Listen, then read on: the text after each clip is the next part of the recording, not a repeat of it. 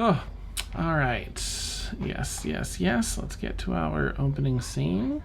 We're going to jump right in here. Of course, our party, currently find our party below. We're in the bottommost level of the ancient dwarven city of Caelynn on the lone island of Bolmodir, Volcano Island. Caelynn has reclaimed her, reclaimed her estates and potentially her position on the ruling council there.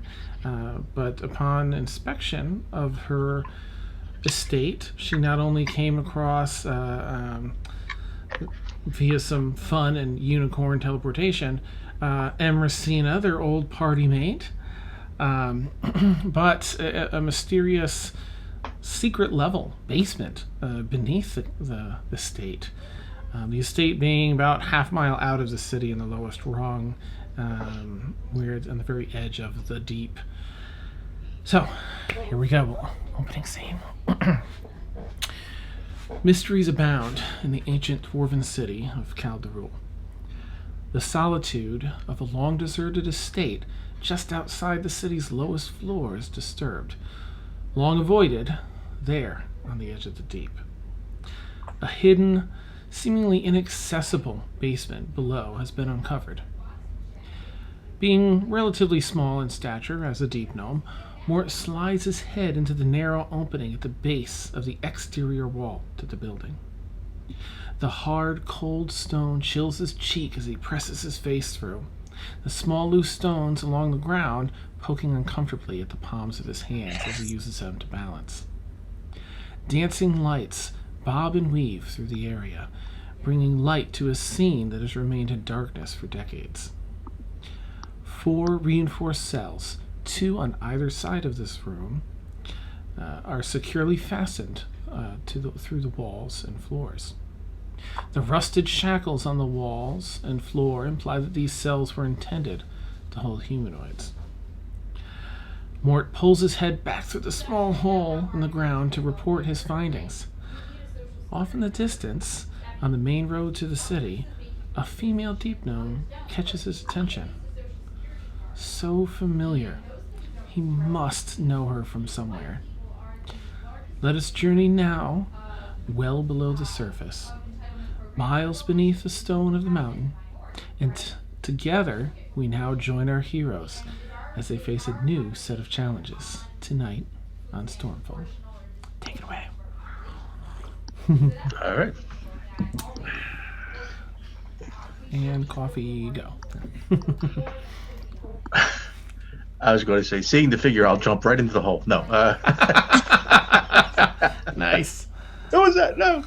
All right, I will make my way out of the ditch and investigate. And I guess I'll let everybody know that what I see and head on over. So we have a visitor. All right, you see her. As I approach, what do I see? Is she heading towards us, or is she just kind of like walking by? She's walking on the main road back to the city, seemingly from the deep or somewhere just beyond the road of your house. Mort, make an investigation check as you start approaching. And so Mort has just notified you all. I see someone up there, another deep gnome. We have a visitor, and he turns to head over and investigate. I don't know if I want to roll good or roll bad. I will. Caelynn will probably follow him. Okay. Yeah, I'll follow both of them as well. All right. 7 + 8, 15. Nice. So Caelynn and Blueberry, go ahead and roll an investigation check as well, if you would. Mort, you're trying to, get a closer inspection of her. Now, there's different rock formations and such, so every so often she's sort of like, walking along the road, and one obscures your view, and then you'll see her walk between the next batch, and so on. Ooh. Mine was just an 8. Okay. Mine was a 0. Oh! Blueberry, what happens to you? There's a hole being dug. and it is so distracting. Like, I want to help with this hole that Brewer's sort of digging out now for everybody. Caelynn, Then just be like, nice. Little pebbles out. That's great. Caelynn, you're still trying to, see like where she's at exactly. You're looking over. There's a lot of formations, and you're just trying to spot where he was pointing to. Mort, you got a 15. Let's see. You do what you notice, Mort, is that as she's passing through, one of the openings and the visible hindrances here, stones and whatnot. Are you kidding me? Oh, it's an alarm. That's why. My bad. You see her turn her head, and her body language reflects some nervousness in that she kind of is a little caught off guard by you and your crew approaching, and seems to quicken her pace towards the city. She's not running, but she's picked up her pace like she's being followed. That sort of vibe. I will bring my dancing lights up to where I'm at so I can get a better look at her. Okay. And see if I can get a better idea of where I recognize her from. Okay.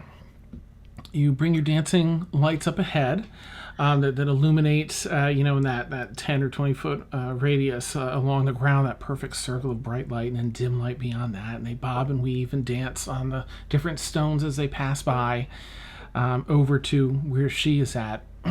maybe now it's just some 60 feet ahead or so.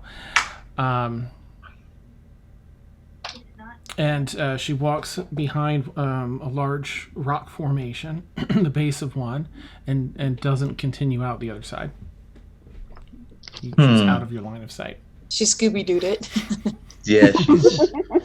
Do we pursue?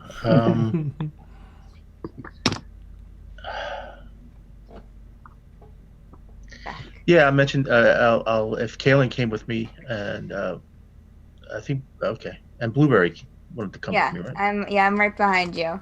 I don't know if I'm actually with you. I think. Yeah, you might still be stuck in the hole. Yeah. Yeah. So I motioned to Caelynn, like I know that person from somewhere, and from I recognize her. A friendly recognition, or should we be worried? That's an excellent question. Do you have any unfriendly female acquaintances from your home? There's one person I wouldn't mind not bumping into for the rest of my life, but and that includes now. But anyway, also in the game, yeah. Just kidding. Where did you see where she went to? She tucked behind one of those rocks there. Did you want to go and check it out? I'll be with you. Yeah, I just want to. I'm afraid my curiosity. Okay, I'll draw my hammer, Dan, as we go over there. All right, that sheds some light as electricity crackles off the hammer. All right, you head over. Put another gnome body under the bushes. Now behind rocks. Nice. You circle around. It's a rather narrow, it's only 10 or 12 feet wide or so, the base of this formation. So you sneak through where she walked past and look around on the road, and you don't see her anywhere. That's fascinating. I see no one else near where she came out, or she was the lone person coming out of the entrance to. That's what I'm assuming. She came out of the entrance to the deep roads. Effectively, you just saw that's like another half mile down. She's just coming from that direction, so it's safe to, that would probably be an assumption. But you don't see anyone else, no? Caelynn, you have yet to spot her, of course. Okay, so I'm going to actually give it the old. I thought I saw somebody, but I don't see anyone now. I don't know. You okay, Mort? Everything? Yeah, I think so. Okay. Just it's something where you see maybe something from your past and you're not quite sure, and it's like you want to investigate, but and then Maybe it's the air down here. Maybe it's could be, you. could be. Could have got a little musty leftover from the jail cells in your basement there. So. Yeah. All right, so let's make our way back. Okay. All right. All right, you two start heading back over. Mort, make a perception check on your walk back, please.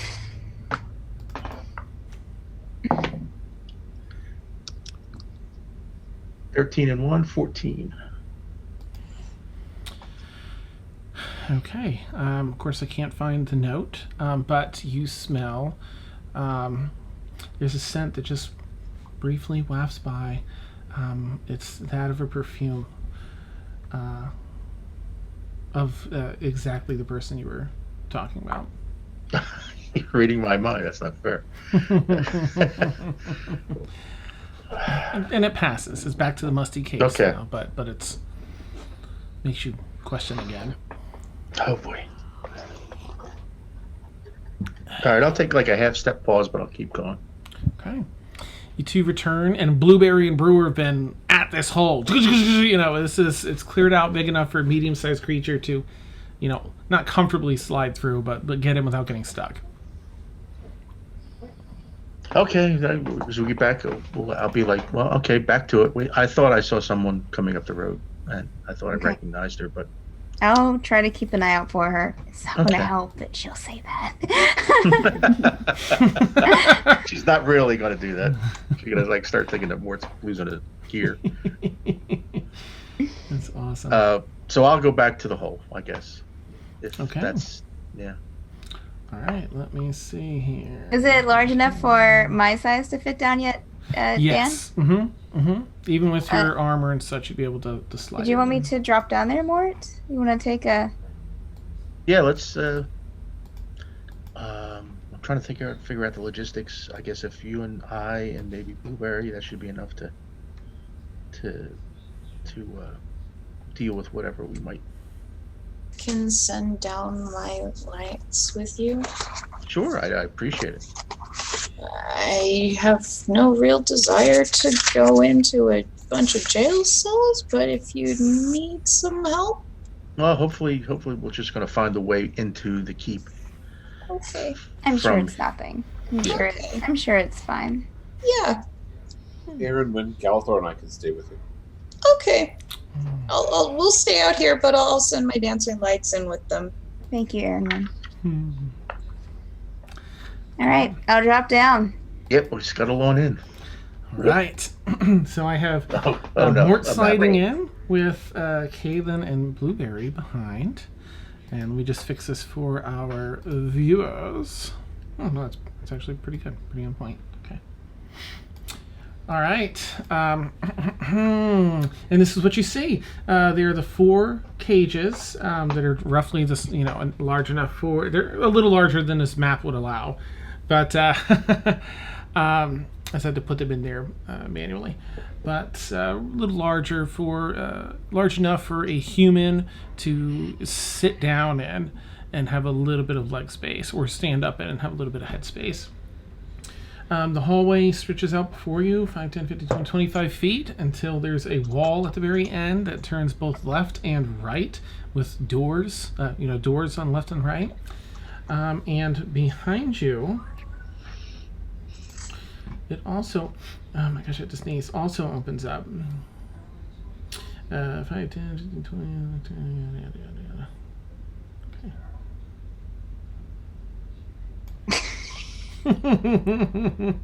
Roughly. Of course, you'd be able to see towards the end where there is a wall. There we go. Okay, so where are the rest of us standing then? This is, since it's one level lower, they're actually just to your right, except you're all up on the One level. You're up on the So block we're above. basically on top of them.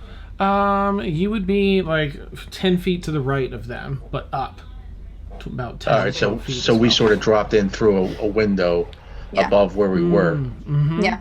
And So now, see them. as we come through the down into the window, we turn around and we see that open area behind us.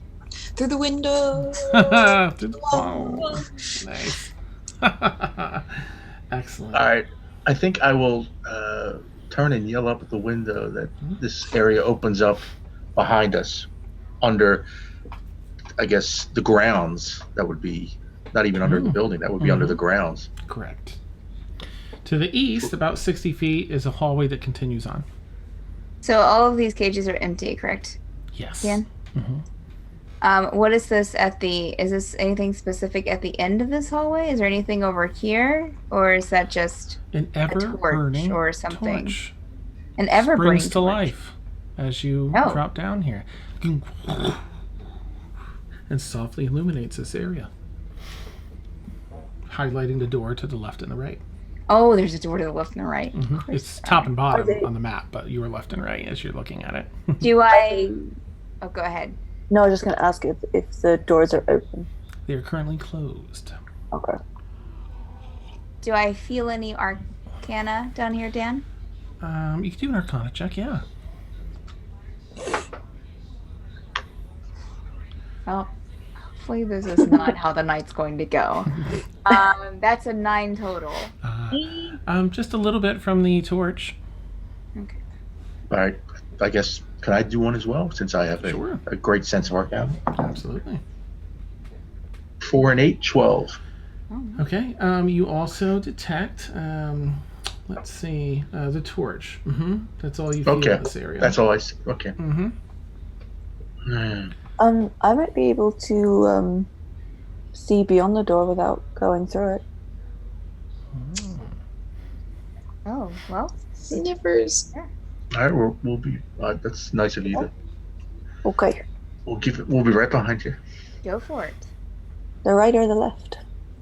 Let's Everybody to got it? the left. Okay. Left? Okay. So I'll go up to the left door. Okay. And which one is it? I think it's that one. I would like to cast clairvoyance Ooh. Ooh, Okay. nice. and put my little puppers the other side of the door, and so what can I see? Oh, that's awesome. All right. Let's see. Is this sight, and does it have any other? It's hearing, but I think you choose one or the other. Oh, okay. So you're doing the sight. All right. Well, here's what you see. Let me open it up. Oh my gosh, I'm so bad at drawing this. There we go. You see an area that was meant for storage at one point, possibly some armor. There's some armor stands in here. Long benches, long boxes, coffin-like, except they would. They're very common in holding weapons and shipping swords, and when you have a large shipment. There's also a two-wheeled pull cart here. It would typically be used to, you load it up and carry it about to deliver things without having to lug it. But I don't see anyone, is it? Nope. It's an empty room apart from the stuff.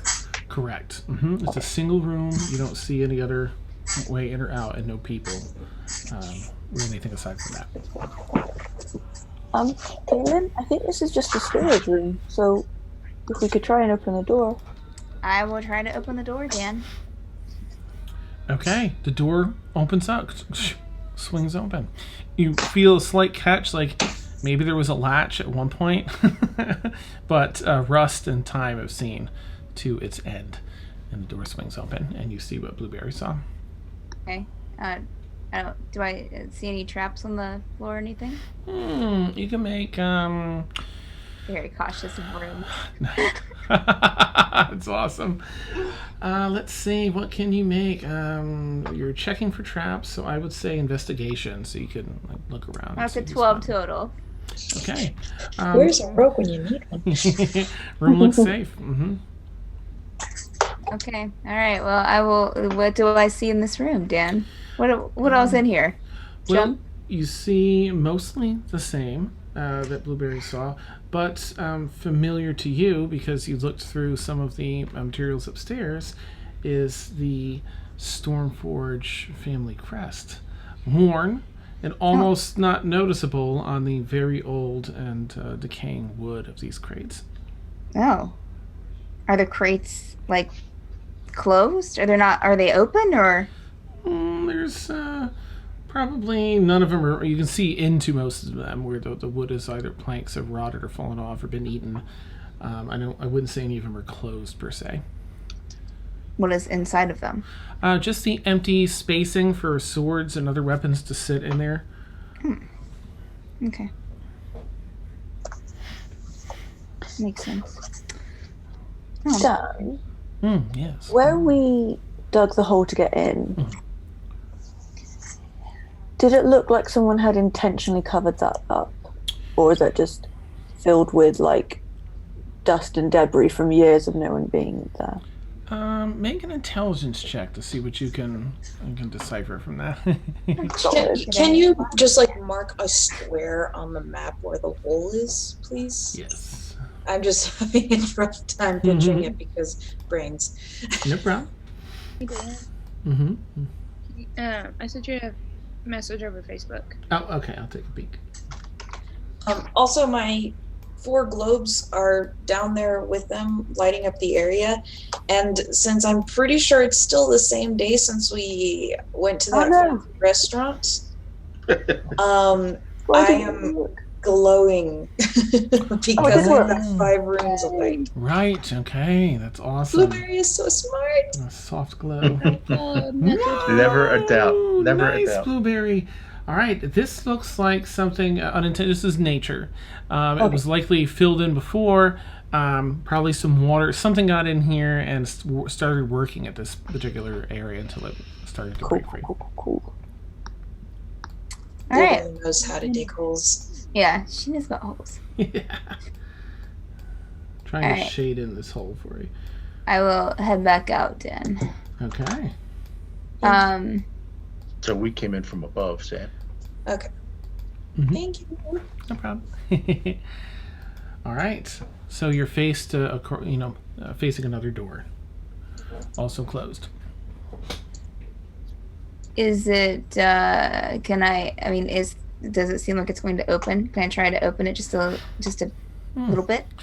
This one's locked, and the locking mechanism seems to be loosely holding together. There's a lot of jostling, a lot of freedom of movement as you're trying to open it, but doesn't unlatch. Can I try to kick it? Absolutely. Make a strength check with advantage because this is busted. Oh, rolls are just like not good tonight, but it is still a 18. Oh yeah. Okay. You jostle the door a little bit. Take a step back and just do a front kick. Door swings in and falls off its hinges. Yeah. Let me hop back to mask mode here. You investigate this room. Hopefully there's nothing down here. Nice. You freed the ancient. Oh God, we're cursed again, guys. Nice. There's a skull in the corner. Again. In here, a number of closed crates. However, again, there's a lot of wear, tear, rot, and such on these. They look empty, and as though they look like they were used a lot to repeatedly move goods, and then they were brought back here to be maybe loaded back up again. As there are spots in the floor where you see some of the extra wear where these were always positioned. There's some really old, decayed. It shows hay here, but whatever would be left after decades. Oh, you said some of the crates are closed? Yes, there are a few barrels and crates that still remain intact enough so you can't see I would inside. like to try to open one of the crates. All right. My short sword. Nice. Okay. Just for kicks, make an attack roll, please. Natural 20. Oh my gosh. So you go to. I don't know if that should be like precision, or that should be like smash. Why don't I take like the short sword and just try to open up a few of them at one time? Oh, like a karate expert using their hand to cut open the top of a glass bottle. You just, and like a moment later, the tops pop off and crumble down to the the ground.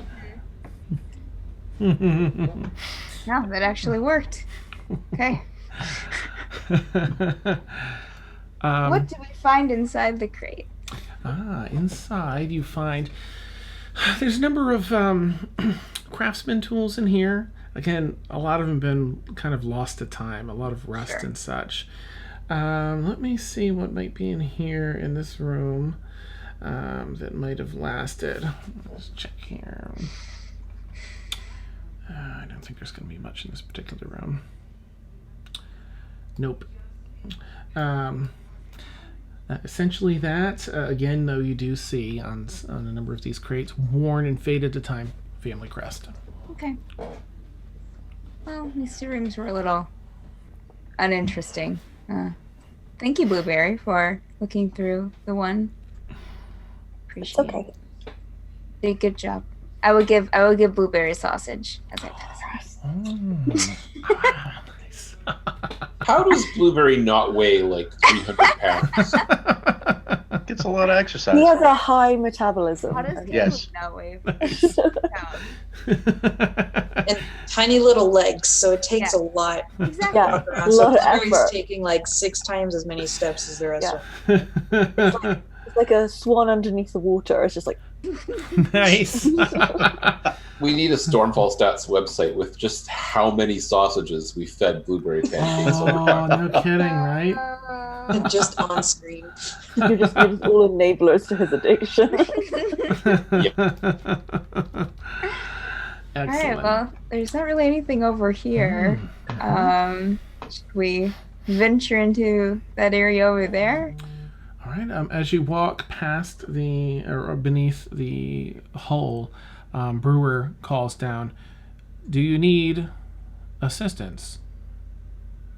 Can you get down here, Brewer? Not yet. Okay. Caelynn, Yes. I was looking upstairs trying to find if there was like a secret passage or trapdoor that came down there. Have you seen anything like that down there yet? Not yet. No. So far, it's just been a couple of storerooms, but there's a whole door thing at the end of this room. So we still need to look in there.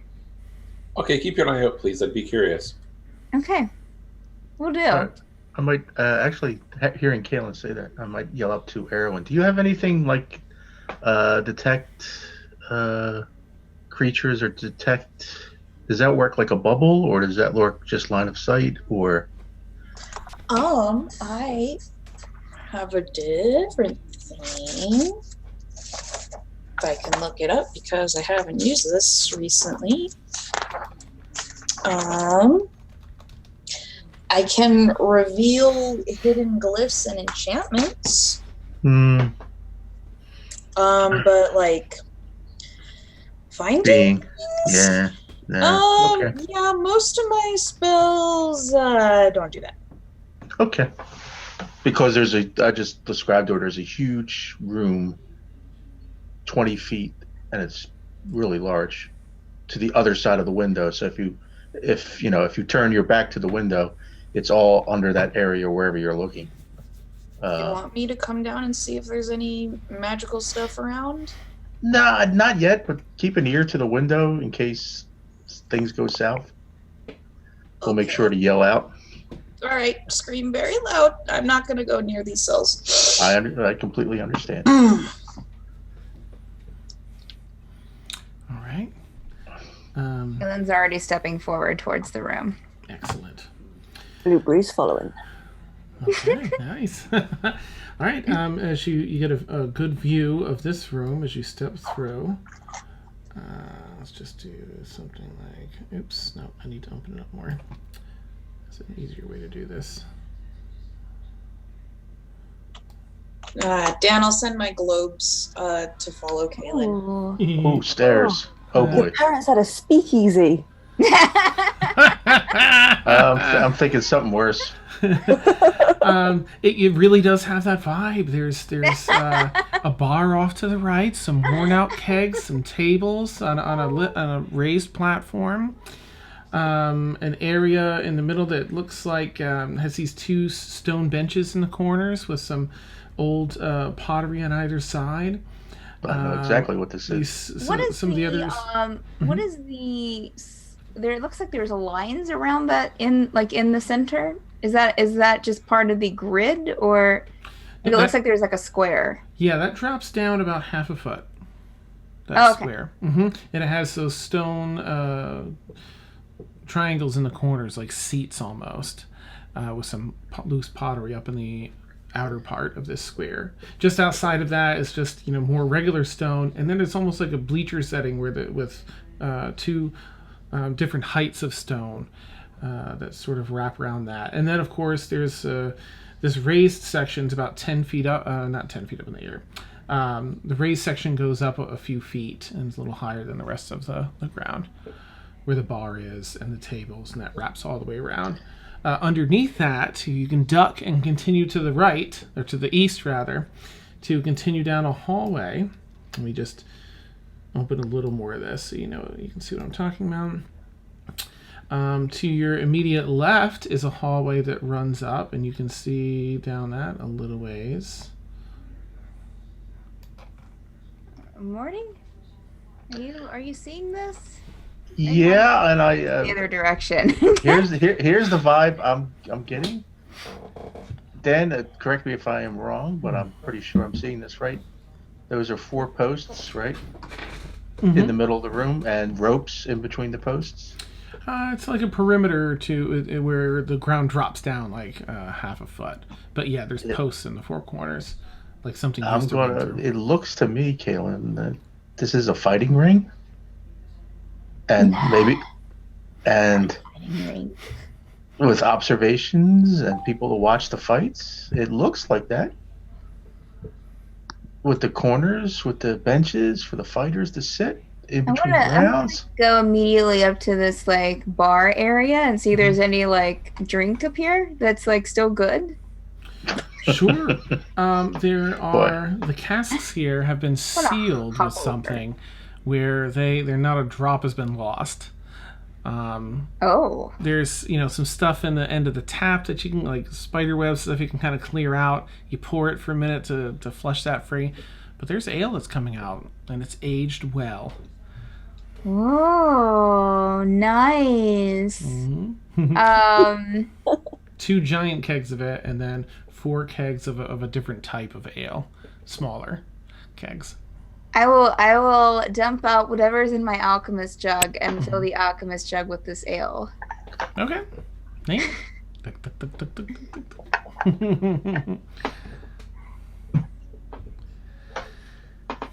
All right, let's see in here. Again, a lot of debris that's fallen, a lot of cobwebs dangling from the corners and such.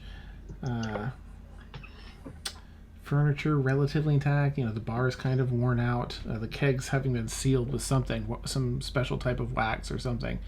One of the few things in here that seems to remain intact. As you step into the room, these 4 ever-burning candles come to life. You can see them.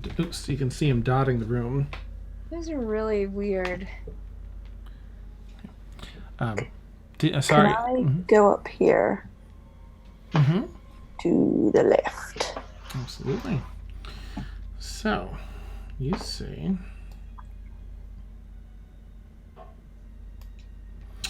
a short hallway that runs just past. It almost looks like a coat check area. There's a counter to the left. It's only half the height of that space. Of the top half you can see through.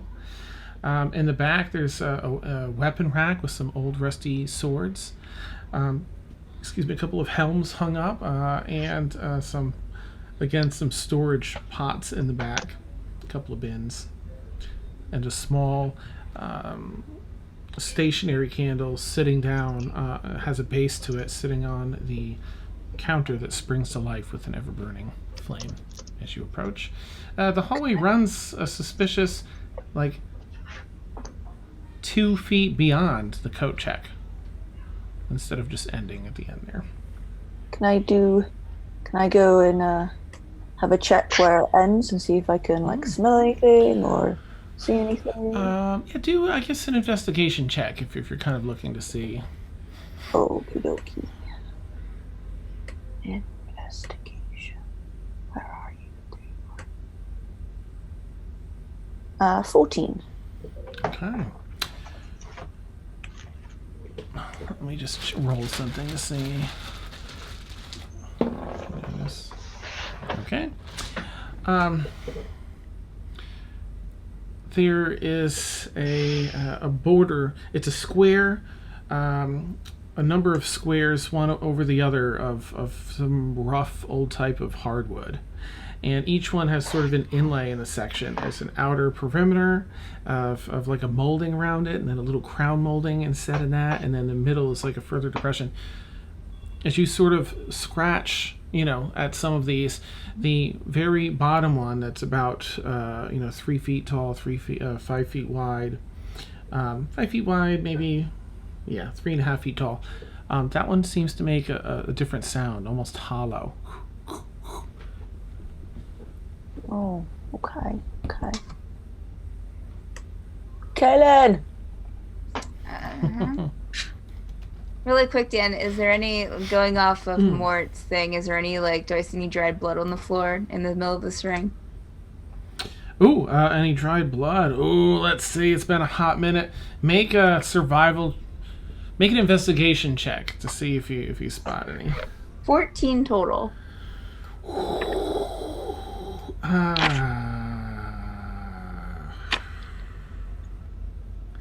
Trying to think of what they would have down here. 14. I'm going to say you don't spot any. Okay. All right. It's worn. It's really worn. I don't see any blood over there, Mort. I think. I don't know. But then again, it's been a while. I don't know. It's looking weird. That's for sure. Yes? Definitely set up for something for people to watch something. Blueberry? I found something. I'm right here. Oh. Whoa, sorry. You turn around and she's behind you. Yes. Oh! There's something here, and I show her the little patch that I found that was different. Okay, that's solid. And scratches one below. What is it that's different, Dan? So it's 3 squares, like tiles for at the end of this hallway. That the hallway runs like an odd 2.5, 3 feet past this coat check to the left. 3 tiles rather, all lined up horizontally. She scratches. He scratches the center one, and it makes just a solid sound. He's just scratching wood. Jeez. He scratches the lower one, and you can hear like a hollow, echoey sound behind it as he scratches it. The bottom tile is 5 feet wide, about 3.5 feet tall. Is there anything to lift it up, the hollow one? You can make an investigation check to see if there's a way to make something happen. Too much effing investigation, but that's an 18. Nice. Awesome. You inspect the crown molding. So there's an outer perimeter of just flat wood, and then there's a crown molding that goes to the inset portion. You see it's actually a bit of a puzzle. You can slide one of them up into the outer perimeter wood, and then that lets you slide another one over. It doesn't work the first time. It only slides halfway, and you take a minute with your high investigation and maneuver it a few different ways until you're able to get all the crown molding slid in its tracks out. And then you hear some latches let go, and the panel just falls back into a room behind. In its place, in this little section, there's a very thin film that the panel passes through before hitting the floor in the other room. It almost looks like an iridescent, like a soap bubble, except just flat and square, filling the space. Very thin, soapy, like a soap-like iridescent film. But let me open up this, what you can see through here. Can I see through the film? Mm-hmm. As you look through, this is about what you can see. You see a barrel off to the left. You see an ever-burning flame already dancing in its torch to the right. Everything in this other room seems new, well cared for, not aged. You don't see cobwebs. Everything looks in good condition. The keg to the left there. There's a storage area to the right. Some of those things are veggies that you can see from here, ripe and fresh. What if I am going to poke the bubble with my finger? Not hard, just gently. Okay. As you gently poke it, it kind of you just push the bubble in a little bit, and it kind of bends with your finger. It has a little resistance. Mortimer? Yeah, I was just going to say, is there anything with my history and arcane knowledge that I would recognize what that bubble is doing, or what its purpose is? You can roll either a history check for like lore, or you can roll an arcana check for studied knowledge on it. I think we will go with arcana. This seems like something he's here to protect the room or something. Okay, 19 plus 8, 27. Wow. Go Mort. Look at you. It's a bubble. Pop. It's just a soap bubble. Let's see, 27. So there are some intricacies with this, but with such a high roll, you're going to be able to tell that it does indeed.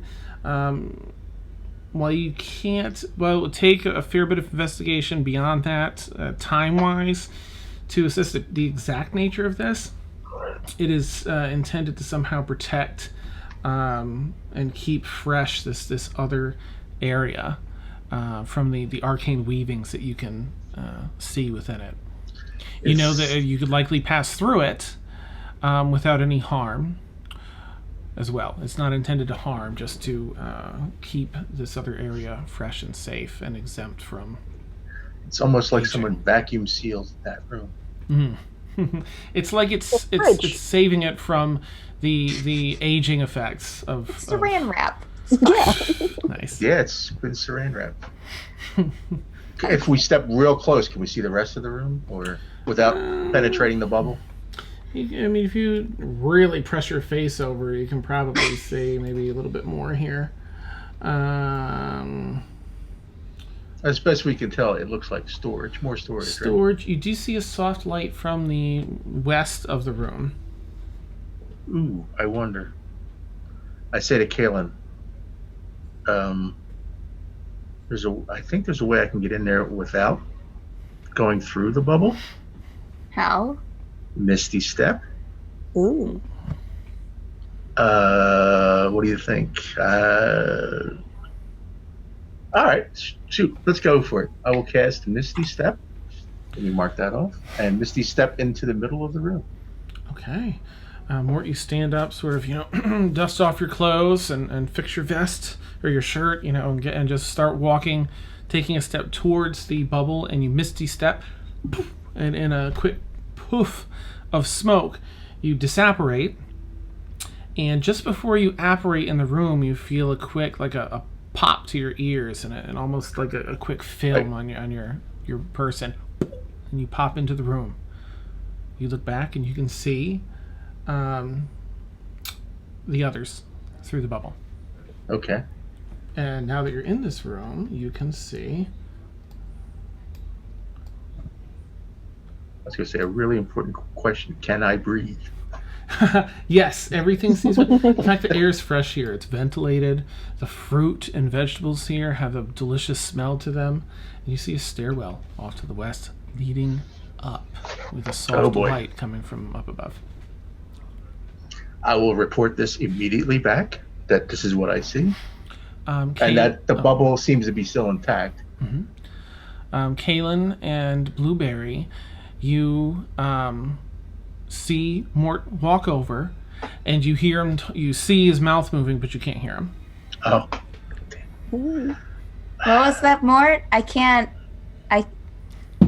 I think he's talking. I can swear he's talking to us. All right, I will you see if they Caelynn, and you can't hear them. All right. Well, blow another one. Seeing that they can't hear me, I will misty step back to their side.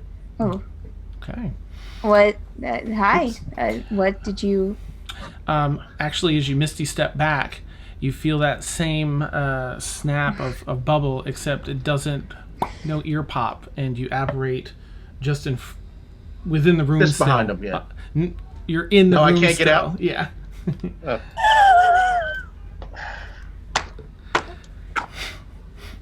Okay.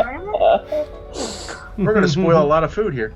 Does the bubble? All right, let's ask this question: does the bubble close at the doors? At the not the door, the stairs, or is it continue up the stairs? So the only area you see any of that filmy bubble is just in that square that you entered. You don't see any in here nor up the stairs. Everything. Oh, so it's just covering the doorway that they can't. That's it. Dan, Yes. from where we are underground into where like the Stormforge estate is, I don't know if I'd actually be able to know this, but are we still in the grounds of the Stormforge estate? You would be just out. You and Caelynn are just outside of it. You're sort of in line with the hole. You're north of the hole that you went through. To the west of that is the estate. To the east is outside. So you're just outside of the estate, but down below. Okay. And more, you're heading just back underneath and into the estate. I might be stuck in there. Yeah, I'll try to like make a motion that I can't get back out there. Yeah, how are we going to motion that, Frank? Caelynn's like, Is there anything to write on in this room? You could write there's sort of like a packed dirt on the ground. All right, yeah, I'll Ooh, scribble. do you have message? Ooh. No, I don't have. Unfortunately, I do not have message. You trace out the I have dirt. message. Can't get back out. Oh, nice. Okay, cool, yeah. Ooh. I will message Mort Okay. and say, Mort, why aren't you coming back? You don't get the message, Mort. Oh, bubble. wow. Oh, that's rude. Actually, because there is a slight exemption, and for fun, go ahead and roll a percentile die, if you would. Blueberry. Ooh. no. Oh no, percentile dies are not good. If you get Who's between rolling? a 1 and a 5, then your message will go through. So I have to roll? Yeah, yep. So it's if you Oh. have like a D1, one of the percentile ones, or you can roll 2 D10s, and if you get like a 0, 1, 0, 2, 0, 3, 0, 4, 0, 5, your message will go Okay, through. so my They're next not question D10s, is, they look like this, Beth. oh, They'll okay. have They come with the D10s. They come with the actual set. Okay, yeah, the little ones that look like little spinning tops. yeah, yep. And if With you the roll voice- Okay, I'm just gonna roll 2 of these. There you go. perfect. So that's a 50 and a 50. Okay, so 55. 55. Yep, your message does not go through. 55% chance of it working. Oh no. Wait, I'm not there. I don't. My character's not All right, I will look at Caelynn and give her like the 1 minute. Like, hold on for a second. I'm gonna go towards the stairs and just see what's at the top of the stairs. Like, I'll walk right up to where the stairs begin and see if I can see what do I see at up the stairs. Awesome. Okay. Let me just quickly swap around these name taggies. Select the right thing here. Oh, come on. All right, did that fix it? Excellent. Okay. So you head up top and you see there is a heavy wooden door in great shape, slightly ajar that's letting light come in. You can peer in and you hear some people. It seems to be maybe a kitchen. And that there's a couple of farm tables in there and the aroma of food cooking. And a couple people like muttering back and forth. All right, this is going to be fun. All right, I will jog back towards the door, Okay. and I will make the motions to Caelynn. I will go. Like people are eating upstairs. So this is like an active kitchen with a magic. Wow. Who am I talking to? Myself. You see more excitedly. Yeah. Caleb will look at Blueberry. Is he saying that we should go upstairs to eat? I mean, I'm Start the always up charades. for eating. 4 words, first syllable. No. You know what? The heck with it. We're going for it. I am going to. I'm pretty sure this is a magical effect, this bubble. So I am going to cast the dispel magic on the bubble. Okay. Let me think. So you'll have to, with the spell magic, it's a spell level. So you'll have to roll your, I think it's your intelligence modifier plus Spellcasting ability plus a d20. Okay.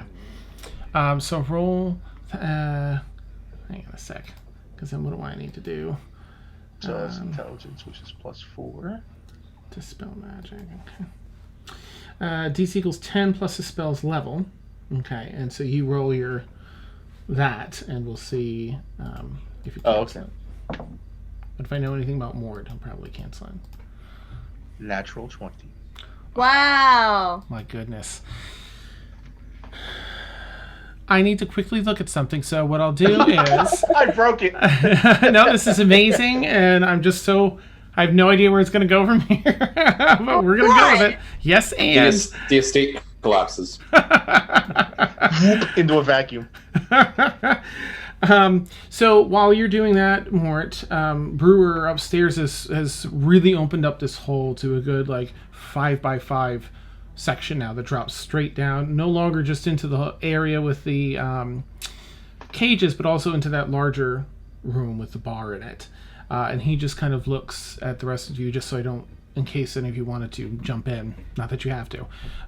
Brewer, says, this should be sufficient. Should we assist? Brewer, feel free, but I think somebody should stay with Aaron here. Well, now that it's not going into the cages area, I'm fine, and I really, really, really want to know what's down there. It's because there's a big old area, and they talk about magic stuff, and... Would you like me to lift you down? Yes. And he just kind of puts one foot out over the hole, and then just steps forward into it, and kind of, does a cool landing. And he's so tall, he just kind of reaches up to collect you, let you walk into his hands. Okay, I'll just kind of stand there and go, okay. Pulls you down and sets you into the large room, so you don't even have to really see the cage side. And then he puts his hands back up for a meal.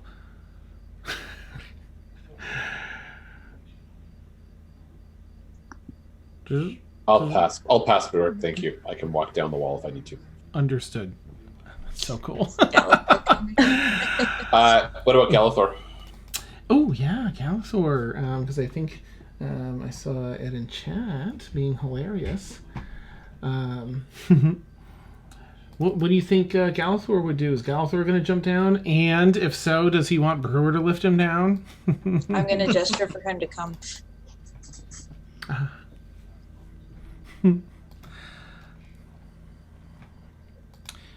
I need this. I'll just keep an eye out for see if Ed's still in here.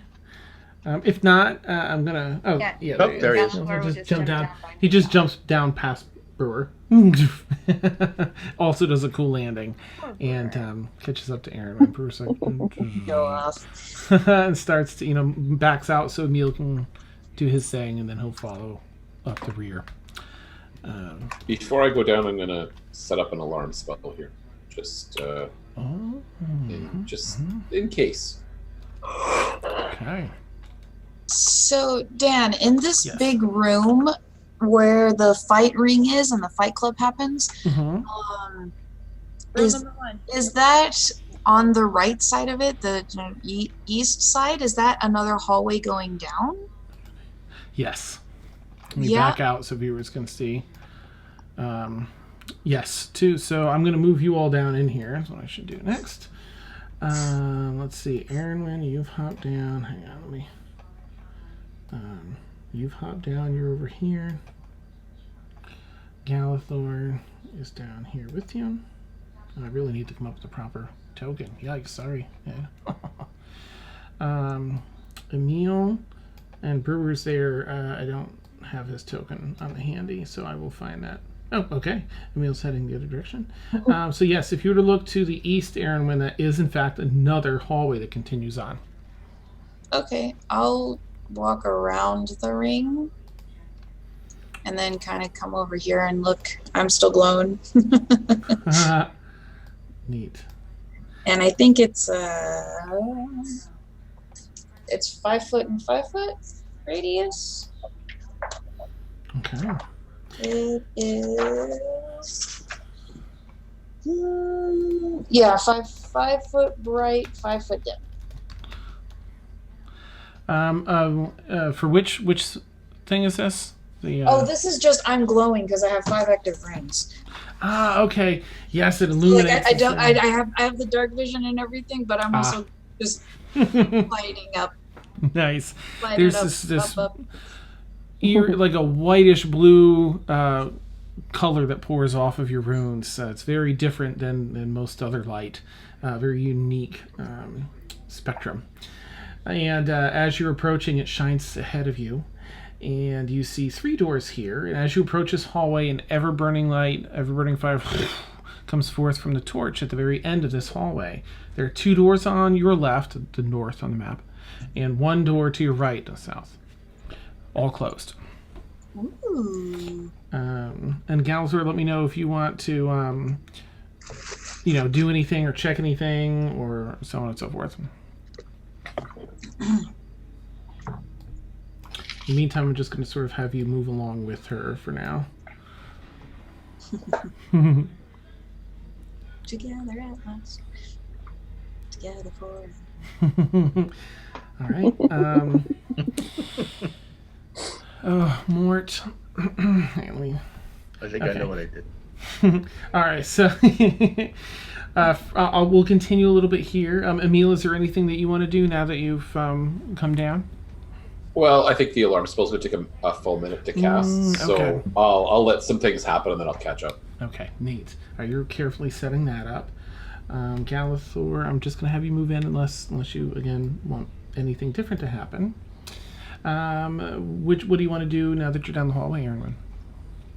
I'm just checking one thing.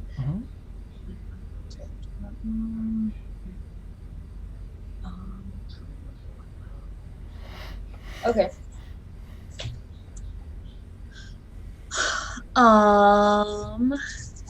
Yeah, I'm just gonna kind of look, just kind of come over here and just like look at each door, just kind of like poke a couple with my staff, see if they're like locked or anything. Okay. They seem to be locked. However, the one to, well, I won't open it up yet, but the one to the right, the south rather, at the right to the end of the hallway. That one, just, you feel the locking mechanism on the other side. Just, you can just hear it, what's left of it break, and the door just pushes open a few inches in case you wanted to go in. Y'all kind of like push the door open, like look around. Okay. You look in here and you see, oh right, you didn't see on the other side. It's very similar to the room back on the other side where there's a traveling cart in the middle. This one has an old linen blanket or cover. And there's empty crates that would typically house and protect weaponry, but currently no weaponry within them. And I think that's about it in this room. Little pottery, it looks like. But very old, cobwebby, gross.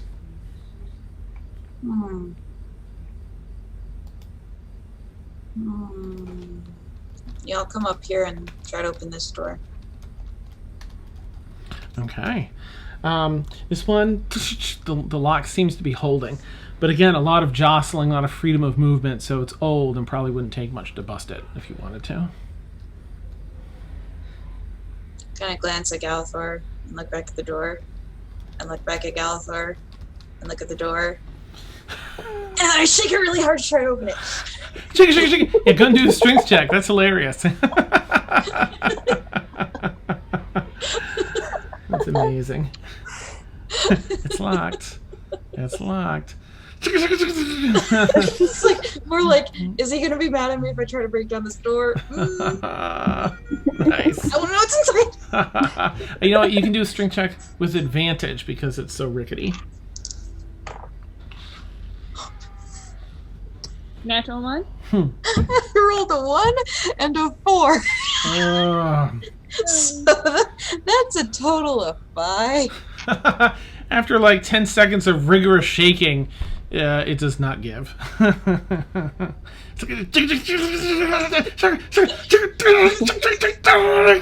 Nope. I'll kind of step aside and just like gesture for Galithor to go ahead. Like kick it open or whatever. Awesome. Galithor, do you want to kick it open, or how would you like to open this rickety door? Let me just pull open Galithor's thing here. I wonder, do you have Thieves' Tools proficiency? Yeah. Go for it. Awesome. All right, go for it. Well, actually, if you want to just roll at home, go for it, Ed, if you want. And we'll just add your... I mean, what would it be here? Oh, gosh, I haven't added that? Shame on me. Anyway, it'll be your 4 plus 4, so 8. Oh, no, Ed! Plus your roll. You rolled a 2. Oh, but that's fine, because that's still a 10. And very easily, it's rusty, but it cracks the tumblers, and the thing opens up. And in here, let me move you up, Galithor. Actually, I'm just going to swap out a little bit since you would probably be at the door. Nope, I want to move it this way. And as he's picking the lock, I'm like right on his shoulder, just like watching over, like. That's awesome. In this room is 2 longer tables, probably about 12 feet long in total, 3 feet wide, a number of chairs, almost like a meeting area. It's enclosed. I'm trying to think what else would be here. Not really anything at this point. But it looks like a room used for meetings and privacy, perhaps. Is there like, are there any like papers or anything on the tables or underneath or around it? No, you see plenty of beer stains, like where the steins were set down, soaked into the wood. You do see some carvings and etchings, some places where knives were just, or weapons were kind of dropped into the table, but nothing paperwork-wise. What about those carvings? Was it just like people like bored and scratching in the wood, or okay? Yeah. Some of them were like stone for life and stuff like that. Not stoned, but stone. Dwarves and all. Okay. Granite rules, things like that. I'm gonna grab Galithor and pull him over to the other door, the one that we haven't opened yet. Okay. Yoink. Do you want to shake this one too, or it's all? Yeah, I'll try to shake it. Okay. Like if he's still like looking at stuff, I'm just gonna kind of like other door.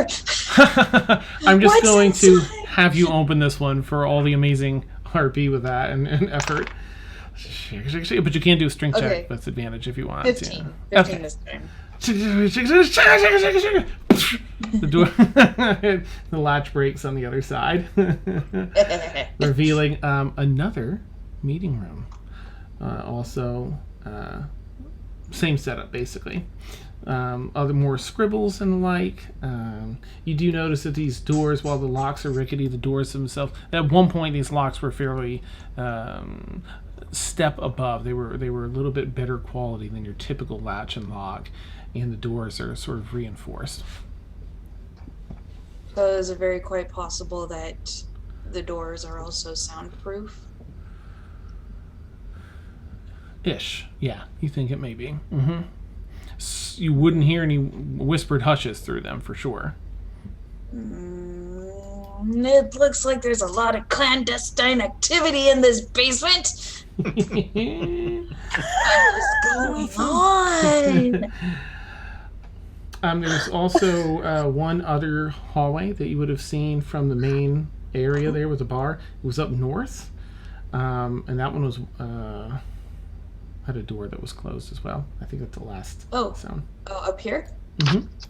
Well, okay, I'll grab Galithor and drag him up here. Okay. Come on. That's probably about the time, if you want, Emil, that you'd be done. But if you want to spend some more time on the alarm, that's fine too, of course.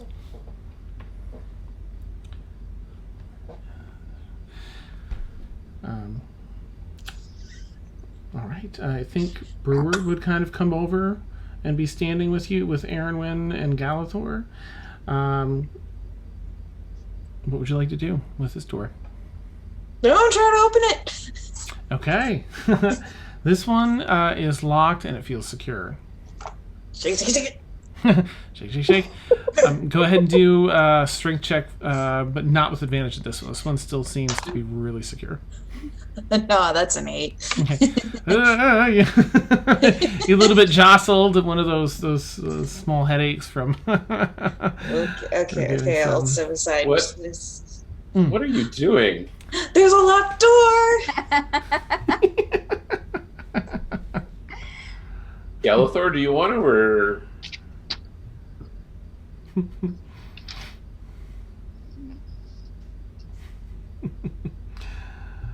Don't let me get in the way of letting you flex, Galithor. Nice. My lockpicks. We did open the other one over there. It was pretty cool. He steps back. Go for it. Enough flexing. Nice. I just need to check something on this lock with a rule. Oh, okay. It takes a good half a minute to get in, get the tumblers set. There's sort of a trick or two in there to throw people off, but you're aware of them, and you systematically go through disabling all the tricks and pushing all the tumblers. Finally, I'm also like right over his shoulder, just watching. Nice. Because this is really cool. Door creaks open a little bit. But just a few inches, so if you want to go in, let me know. Don't let me get in your way, Ronan. You know me too well. I'll peek inside the room again. Okay. In here, you see, oh gosh, a couple of things. All right. A large, really well-built, ornately detailed desk. Pen, rather ink and quill, what used to be a really nice carpet in front of it and beneath it, and a delightful but now very worn leather chair, and you see a metal barred door behind it with a room further in. The 3 ever-burning flames in here spring to life as you step inside. There are a few benches on either side of this desk and behind where one might be able to sit. Looking through the gated door in the back, you see 2 things. One is to the left, or south in this case, there are a couple of tables, each with a single chair, pen and quill, and it looks to be an area where maybe someone would work on books or manage something, possibly finances, as there is a very large open safe, empty from what you can tell if you go up to the door and peer in. It opens up from the top like a chest freezer, and there's nothing inside.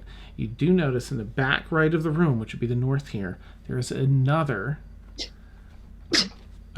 gated iron barred door that leads even further north. And it appears to, from what you would probably see from here. Right here? Yes. Okay. Well, you can't. This one's closed. So you wouldn't be able to go through the one behind the thing yet. Okay. But you do see. That's where it is. Yes, and Okay. it appears to go into a passageway of sorts. You see a stone wall from that angle as you peer through. Actually, you see a little more than that. You can see probably like this. Guys, there's so much cool stuff in here. And I'm going to jump I'm back. gonna go look through the desk. Nice. And that's what I'm doing. Okay. All right, you start. Go ahead and make an investigation check while you're doing that for when we jump back. So let's say I'm going to zoom in for viewers. This is where Erwin is investigating this room. Dun, dun, dun. And while she's investigating that, we're going to jump back up to Morty. Don't worry about that investigation, Dan. That was a 1. Oh, okay, yeah. It seems to be cleared Vanished. out entirely. Mort, you cast the spell, and ready, eager to get back out, to your friends. You see the bubble start to expand a bit, and bubble first in toward you, and then out toward them, and then pops. And it's just a wooden panel there now. You don't see them. It's just a wooden panel in place. Otherwise, you're still in the same area you were in before. I walk over there and check to see if there's any hollow spots on that panel. Okay, you kind of knock through. Nothing. All right, I kind of think I know what happened, and I'm not happy about it. But hey, I chose to do it. Whee! So I'm going to go up the stairs, Okay.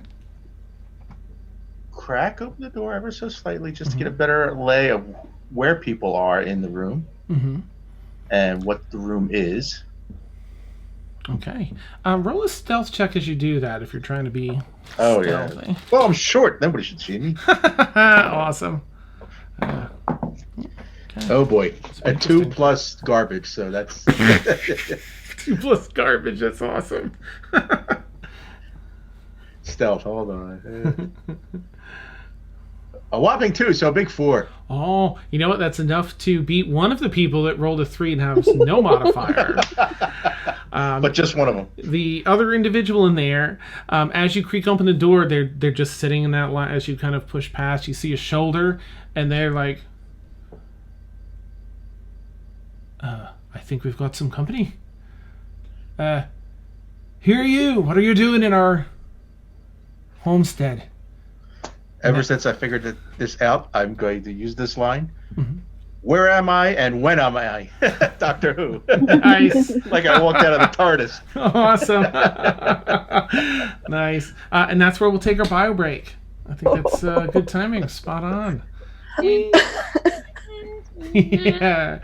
So for anyone that doesn't know, we take like 8 to 10 minute bio break. We'll still be here. I'm going to make some fresh cup of coffee. And we'll get back and see what's going on. Everybody switch out your dice. I knew it. The second you said, "Oh God, something's going on," I'm like, "Oh no, it's a portal," and I popped it.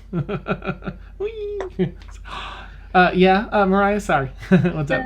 I sent you another Facebook message. Oh, I'm sorry. Yeah, that's right. It's about backstory.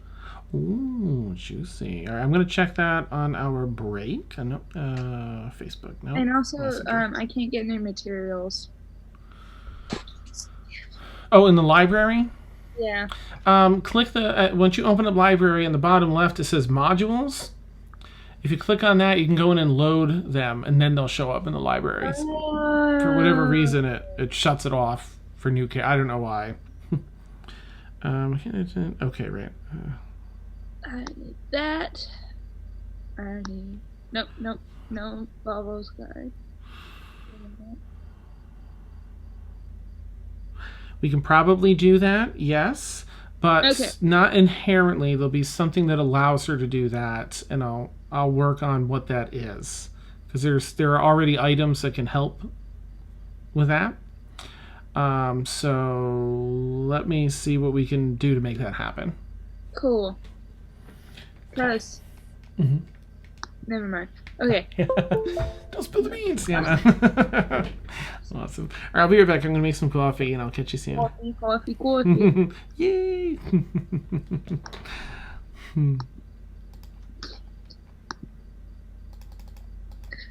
It's going all right. I have a little. I have a semi backstory for.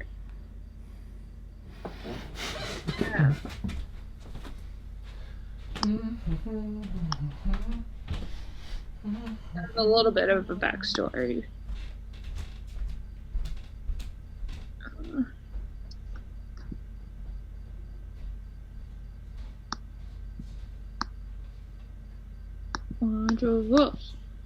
Oh no, vanity grounds. Why are you being so stupid?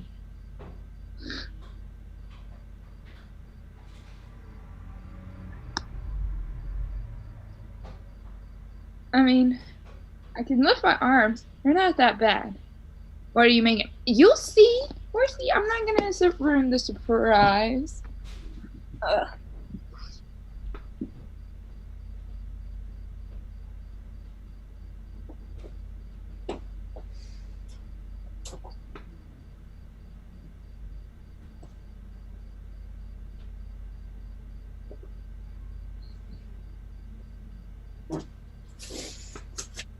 Yeah, I didn't know you were a speech therapist, Rablet.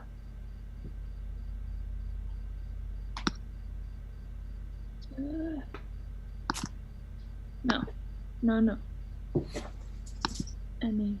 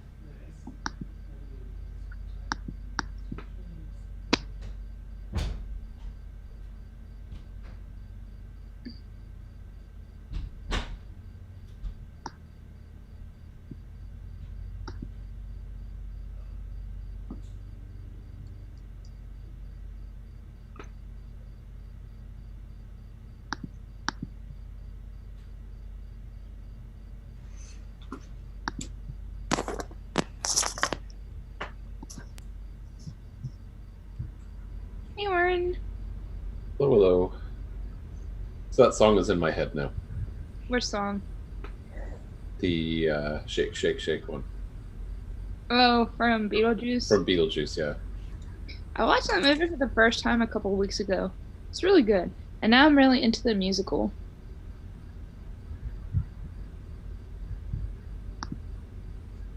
I'm trying to create a character, but it's not letting me drag stuff.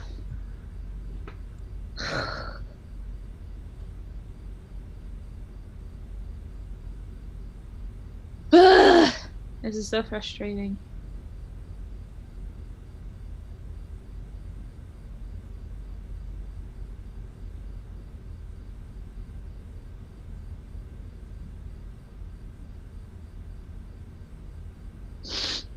Ugh.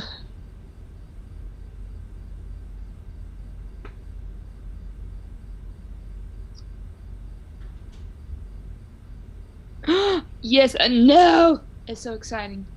But Michael Keaton's not Beetlejuice. It's Johnny Depp. I'm so upset with that. That's the only thing I'm upset. They got Winona Ryder as Lydia. Mm-hmm.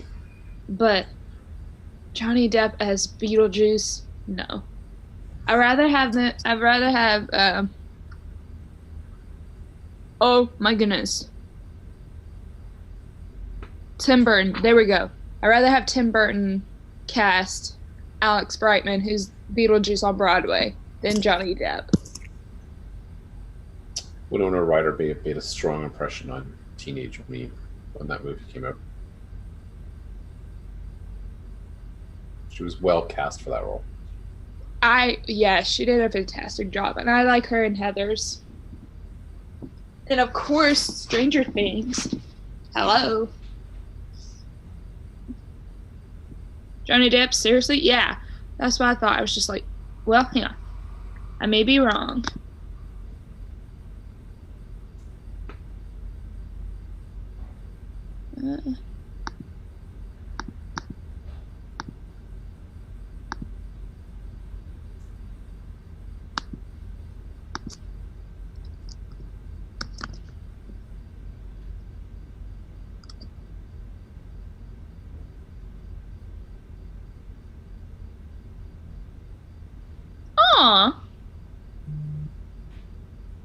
De miserio ne come.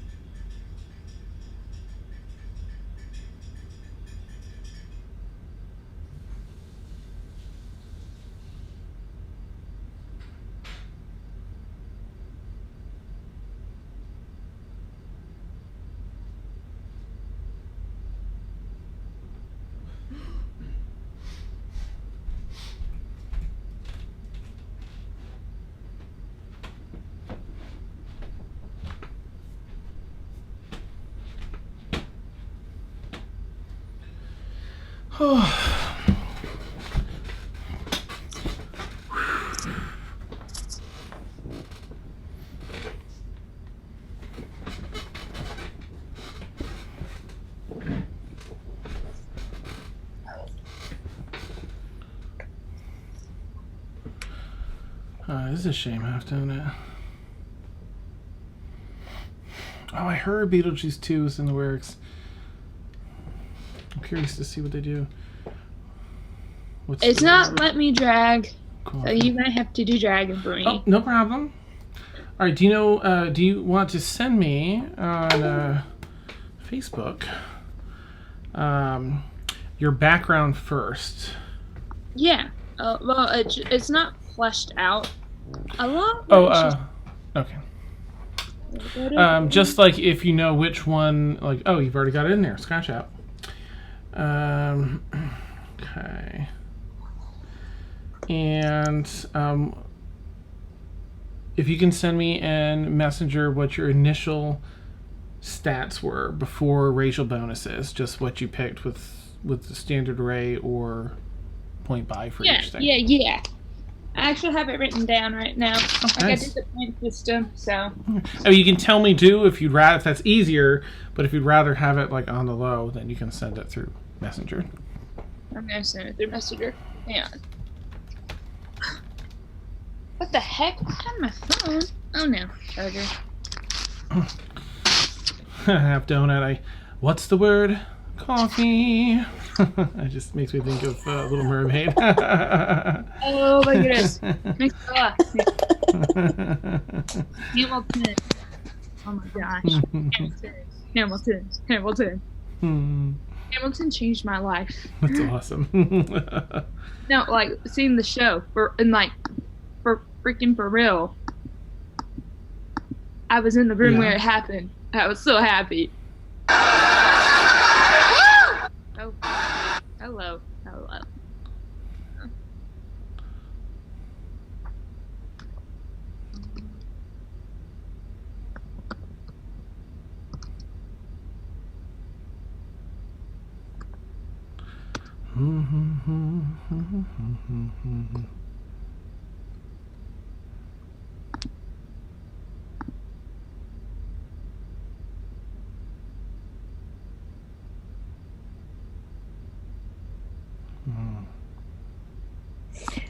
Dan, I have the Little Mermaid song in my head now, and I'm not even mad about it. Oh, good. Awesome. What's the word? Burn. So amazing.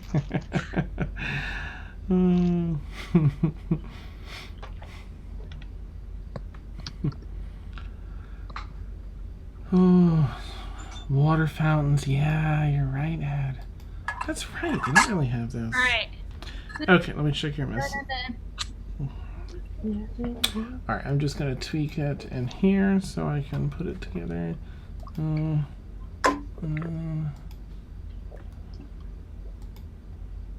Wait, I see. They're not the same thing. Alright.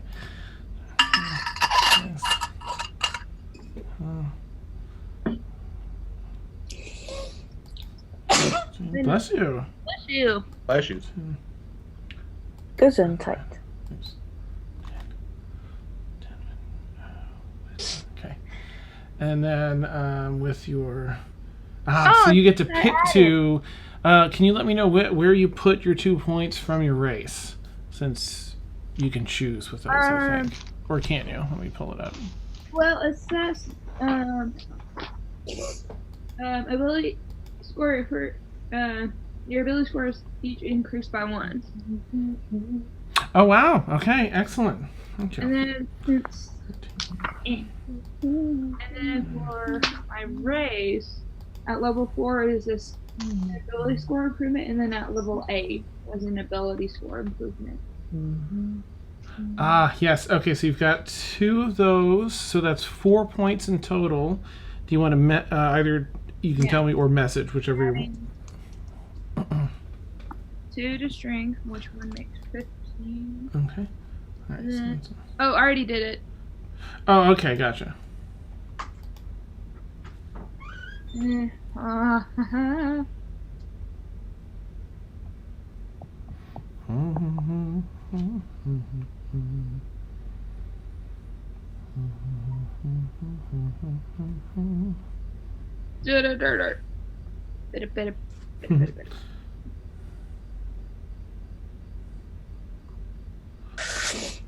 And the other 2, or you're looking that up? Okay, perfect. Yeah, intelligence. All right. Yeah. And at level 4, you were all in this. Can we have that homebrew where you can also pick a feat? I'll wait until level 12. Okay. All right. For now, it's not multi-class, right? Currently, it's just all in that one thing. Yes.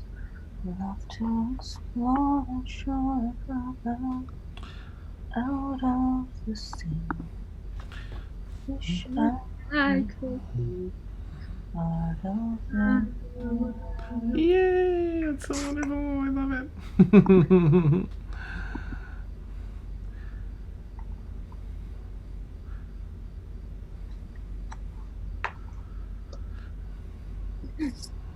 Okay.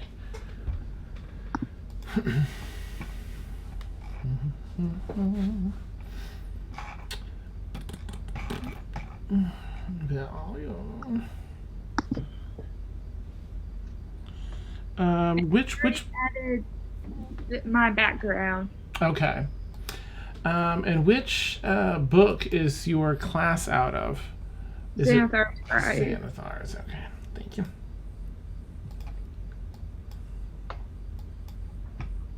Oh, I get to choose 2 skills, so I'm gonna do that real quick.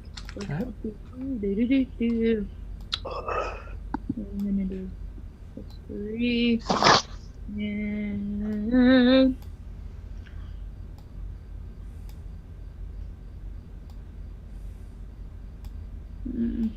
all the medicine. Yep.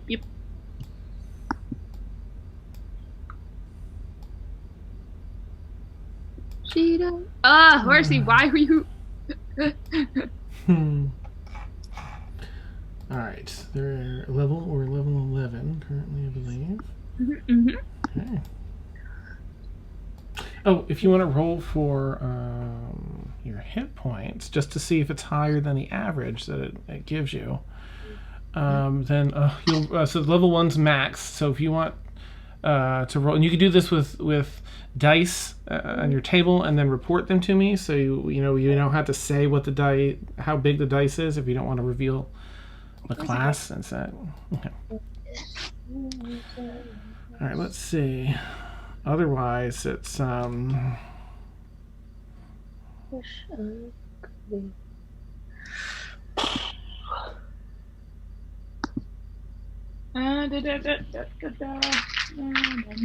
it'll be 10 times because level 1's max.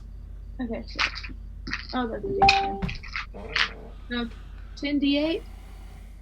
Yep. But we'll need to look at each one. Yeah, and then just if any of them are 5 or below, you keep the 5. If any of them are above 5, you get to keep that. That's -1. Okay. Wait, say that again, Dan. So you'll have to. We'll look at each one independently because each one's per level. The average is going +1 is going to be 5. So if you roll less than a 5 on a die, you get to keep 5. You don't have to go lower. But if you roll higher than a 5, we'll use that number instead. You get to keep the bigger number. So let's say if I roll an 8, I get to keep the number, right?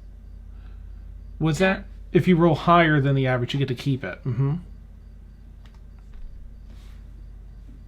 And so if I roll anything below another 5, do I get to reroll or? You just keep the 5 instead. You get to keep the average.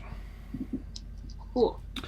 Okay, I'm just gonna do this individually. So. Okay. Neat. Let me know what the first one is. I'll add it up as we go. 1. Is a 1? All right. So you'll get 5 for that. Okay. 4. We are level 11, but we haven't Okay. actually hit 11 yet because we haven't had a long rest. Yeah. Ah, okay, gotcha. How many you've rolled? What, twice? Okay. All right, go for your next one. Which was a 4. Okay, this is your third roll that was a 4 as well? No, second. This Second. is my third roll. Okay, go for it. What is with my rolls? Another freaking 1. Oh, okay. But again, we'll keep it as a 5. Okay, fourth roll is an 8. Ooh, nice. Okay. Fifth roll, a 5. Okay.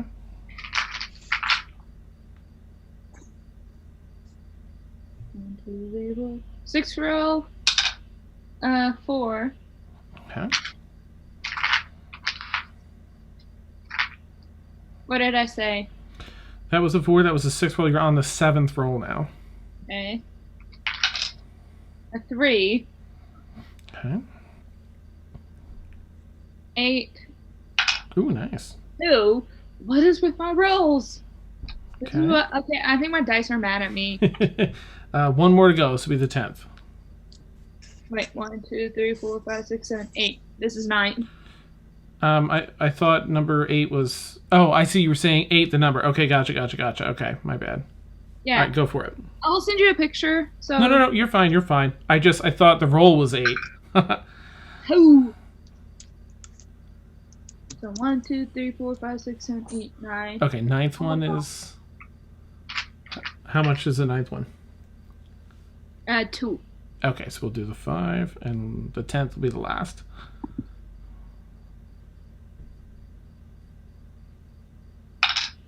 Another 2. Oh! What Still the- worked out well, higher than beforehand. All right, so that gives you a 50. Okay, even 50. Be honest, I have a new set of dice because apparently Hasbro partnered with Wizard of the Coast, and there's a Stranger Things D&D guide, Okay. Oh, really? and it came with dice, and it came with this little. It's beautiful, and Demogorgons. Nice. That's on my D20. Right. Emil, you have the inspiration for the night. I'm sorry I didn't check that sooner. All right, I'm going to jump us back in since that's mostly set. Where even are we? Okay, Mort. Yeah. I mean, somebody's home. Right? It appears to be like a modest size kitchen, maybe to a modest homestead. There are a couple of ever-burning lights in here, torches, and a big fire roaring underneath a cauldron, cooking some stew. There are a couple of dwarves. There is a male dwarf, tough to tell age, but maybe a couple 100 years old or so. Seems to be in his prime, though. Sitting there, he's the one that's addressed you, and then as you look, the door swings open, and there's a female dwarf that's probably around the same age, has an apron on, and welcomes you, or says, "And who are you? What are you doing in our storage cellar?" I am so sorry to interrupt. How did you get... I don't know if you were aware or not, but there was a portal in your food storage downstairs, and I happened to Portal. yes, and I happened to pop through it by mistake. My apologies. Please, just could you answer me one question? Am I still in Calderul? Can we answer you one question? You just popped out of our basement. I apologize. It wasn't my fault. Believe me. I found myself in a situation, and I've been down there 1,000 times, and I've never seen any portals. and you wouldn't. It's a magical thing, and I suggest you to pull up a seat here and take a minute, explain it to us again, nice and slow. She has like a rolling pin that she picks up off the counter. Nice and slow. First of all, hello. My name's Mortimer. How are you? Well, I was doing a fair bit better before a stranger popped out of my basement. I can understand this is a very disrupting situation. I did not mean to barge into your little home here, and but as I said, well, I haven't seen the rest of it. I haven't seen the rest of it. Wow. But you have a lovely food storage, which as I said, I have. Obviously, as you know, there's no other way into that food storage, so it had to be something magical. And I was investigating an area, and I stumbled upon a portal, and I tripped into it, and found myself in your food storage. And now I need to return to where I was. She rolled a 1. She was trying to insight check you to see, like, if Oh, you're Connor, being take her. honest. She rolled a 1. All right. Well, since you're in our home, I'd like to make sure that you don't have anything of ours that doesn't belong to you. But I also need to... No sense in doing that before we have our bellies full of food, yeah? Pull up a seat. Do Fine. it nice and slowly. We'll have some grub. We'll talk this out. If I what you're saying appreciate is very true, much your hospitality, considering my rude interruption of your. as long as you're telling the truth, Oh, there are plenty of things that go wrong down here. Plenty of strange things. So, it's not outside the realm of possibility, but thieves are much more likely. So, pull up a seat, let's have some food, and let's talk this out. good enough for me. So there's, again, a couple of farmers' tables here with benches on either side. The gentleman's sort of just been carefully assessing what's going on and taking lead of his wife here. You see wedding rings on their fingers. So you pull up a seat. Welcome. You said your name was... Mortimer Fletcher. I have just arrived in your fair city, looking to do some exploring in your deep. And apparently, part of my exploration, it tripped upon a portal, which I unfortunately have to report probably isn't active anymore. But I Good. yeah, so you probably won't see anyone else coming out of your food storage for a long time. We can do without that. And as I say this, I'll pull 5 gold out of the funds and put it on the table. And this is for the inconvenience of me interrupting your meal and causing such a ruckus. The gesture's appreciated, but you can go ahead and keep the gold. Just pull up a seat. Tell me a little more about yourself, Mort. You're going down to the deep. You're not coming from it. No. I'm originally from another continent. I have some companions that we are currently looking to look for some things in the deep here. So, You a traveler or an oh yes, adventurer? we're travelers and adventurers. So eventually, as often happens in adventuring, you stumble upon something that you have very unexpected results and embarrassing results. I must say, I'm quite embarrassed. Back in my adventuring days, I had quite a few of those moments myself. I can't say I ever went through a portal, but I fell through a floor once, engaged in a heavy battle, lots of axe swinging. Fell right down into a bathhouse down below. Oh, embarrassing. They must have been surprised, I'm sure. Oh, if you could only see the looks on their faces. That's how I met my wife. And he kind of looks over and she's like, oh, why do you always bring up that story? Pick a better story, a classier story. I don't want to hear about you splashing in the bath. And all right, Mortimer. So, you're a traveling adventurer looking to go down into the deep. That's dangerous territory, lad. Well, if you want big results, you got to go risky. So sometimes it could have been a lot worse. I could have ended up in Lord knows where. But I found your good folks home, which is very fortunate for me. So have you been here for long then? A couple of days. We arrived on a passenger ship. Are the rest of your friends going to pop out of our basement? No. Unfortunately, I was growing frustrated with the situation and decided to wield some arcane skills and try to deal with the portal. And I ended up dispelling it, so I cannot go back that way. Learned in magic, are ya? Yes. Don't say Apparently too not much of learned that. enough. Life's a journey, Mortimer. Yes, it is. Learn more from our mistakes and our successes. This is very wise of you. Pushes a canteen, not a canteen, a beer stein over to you. Takes what appears to be like a small cask with a big handle on the top, off of a little holder, like a crisscross holder that it rested on the end of the table, and just pops the tap, fills it up for you, pushes it over to you. All right, I will not be rude. I will partake of his ale. Oh, Mortimer, so tell me a little more about yourself. You're a wizard or a sorcerer? You study your magic, or not a warlock, are you? No. I'm a wizard. Okay. Yes, and yes. So it's been quite an adventure so far. I've been to the city of Brass. That was a fun time. Well, the city of Brass. I heard it's very hot.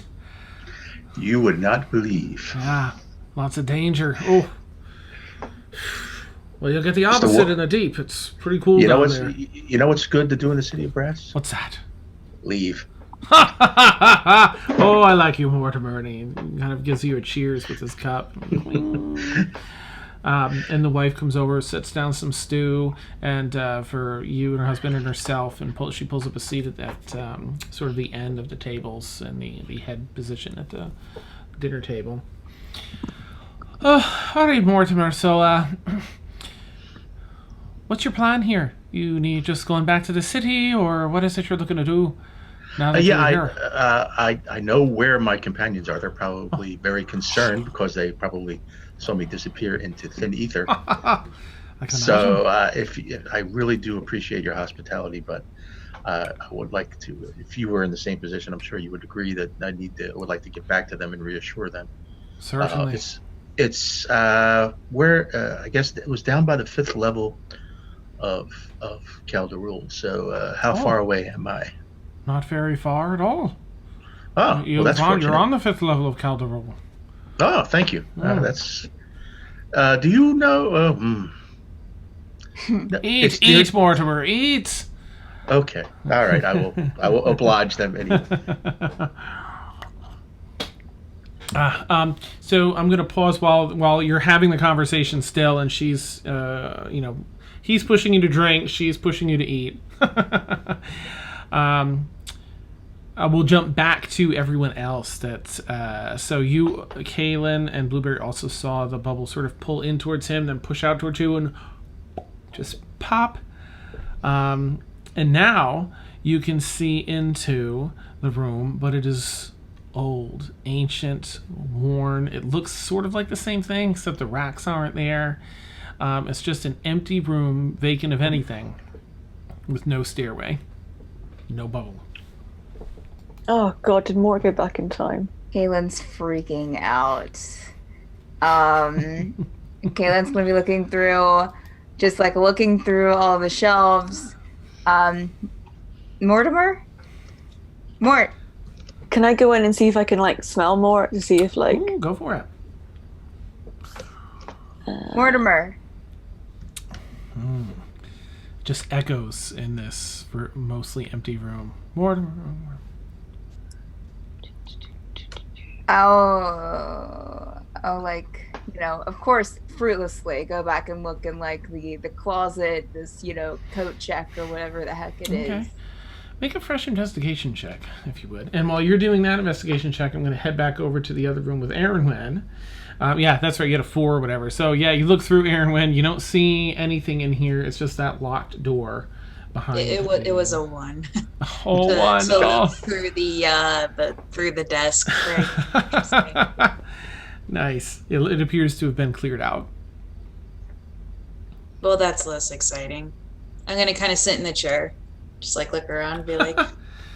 Nice. Brewer kind of walks in and walks around the room too, looking at things. I imagine probably Galithor. Does Emil want to go in as well? Emil's gonna have a look around. He's still looking for the passage upstairs. So. Okay, neat. All right. And after kind of like surveying the room and being like, oh, I'm gonna stand up because I can't stay still for too long, and then go to the next door and just kind of like keep swirling in further. Yeah. So as you go to stand up, Brewer, has been sort of pacing around the room this way, then like backtracking, and as you go to stand up, you hear clunk as Brewer's sorry, and he's pushed open the door behind you, snapped whatever lock with his strength. Well, that's cool actually, because that's where I wanted to go. So let's keep going forward. Hi. I kind of drag him in. You head into this next. Well, kind of grab his arm and like attempt. He's almost immovable. He just obliges you. Yeah. Just come on. You see the What empty was- vault. Oh, What go was ahead. that sound, Erdogan? Are you okay? Yeah. Brewer opened the door. I am sorry. Opened. Okay. So I yeah, can so put it back. I'm gonna look in here, look in the safe. Okay. There's it's has a bunch of compartments in the base of it. There's sort of a sheet that kind of lays over a bunch of sectioned off areas. So you kind of lift up this big sheet, and then it slides down into a slot on the end. And as you paw through, there's nothing in there currently, but you can tell this is where platinum pieces, gold pieces would be put. I mean, you've seen things akin to this before. How much dust is there on this? This has a little less dust because it's had that covering over it, but it's still old, and the rest of it has all the same level of dust and cobweb that everything else has had down here. Okay. But you can peer through the other door now, and you do see, as far as you can... Okay, nothing exciting there. Is anything exciting in here? A pathway cut through the stone. Ooh. This is a minefield. And as you're looking through that, Aaron, I'm going to jump back to Caelynn. What was your investigation check, Caelynn? 17 total. Okay. So you're looking around the coat check, and it's just there's nothing there. You're not. Okay. Caelynn, yeah, she's just looking everywhere. Okay. You start there. There's no answers. It's frustrating. You go back and you're again inspecting this panel that's been popped out. It's just collapsed on the floor. Actually, you wouldn't even see that anymore. That's not there. But as you look around, like where it was, that area where the tile was initially, with the 17, you do see you have to wipe it down a bit and take a really close look, and what looks like just some weathered, pockmarked sort of weathering on a steel band that goes around the interior there is actually a bunch of tiny little rune sequences etched in to that metal band that form the perimeter of the bubble. Oh God. This isn't good. I will probably start going, because I'm not sure that I've heard them come in. I'll probably start going back back out this way to try, because I'm going to look for maybe Erin, since she knows something about runes. Okay. You see Emil down the other side there, outside of another hallway turn. Emil, is Erin down here as well? Emil's kind of staring at the ceiling, kind of look around. Emil. She's here somewhere. Yeah, she's over there somewhere. You can see the glow. Erin? Yeah? Could you she's obviously panicked. We'll kind of poke out. What's up? What's up? Mortimer's gone. Well, that's not good. There were some runes, and could you come and take a look at some runes that are on this door panel that he went through? Yes, I can. Show me. I've been looking for something interesting down here this entire time. Okay, I will show her the runes on the door panel, Dan. Oh, okay. All right, go ahead and move your token, Erin, if you would, back over.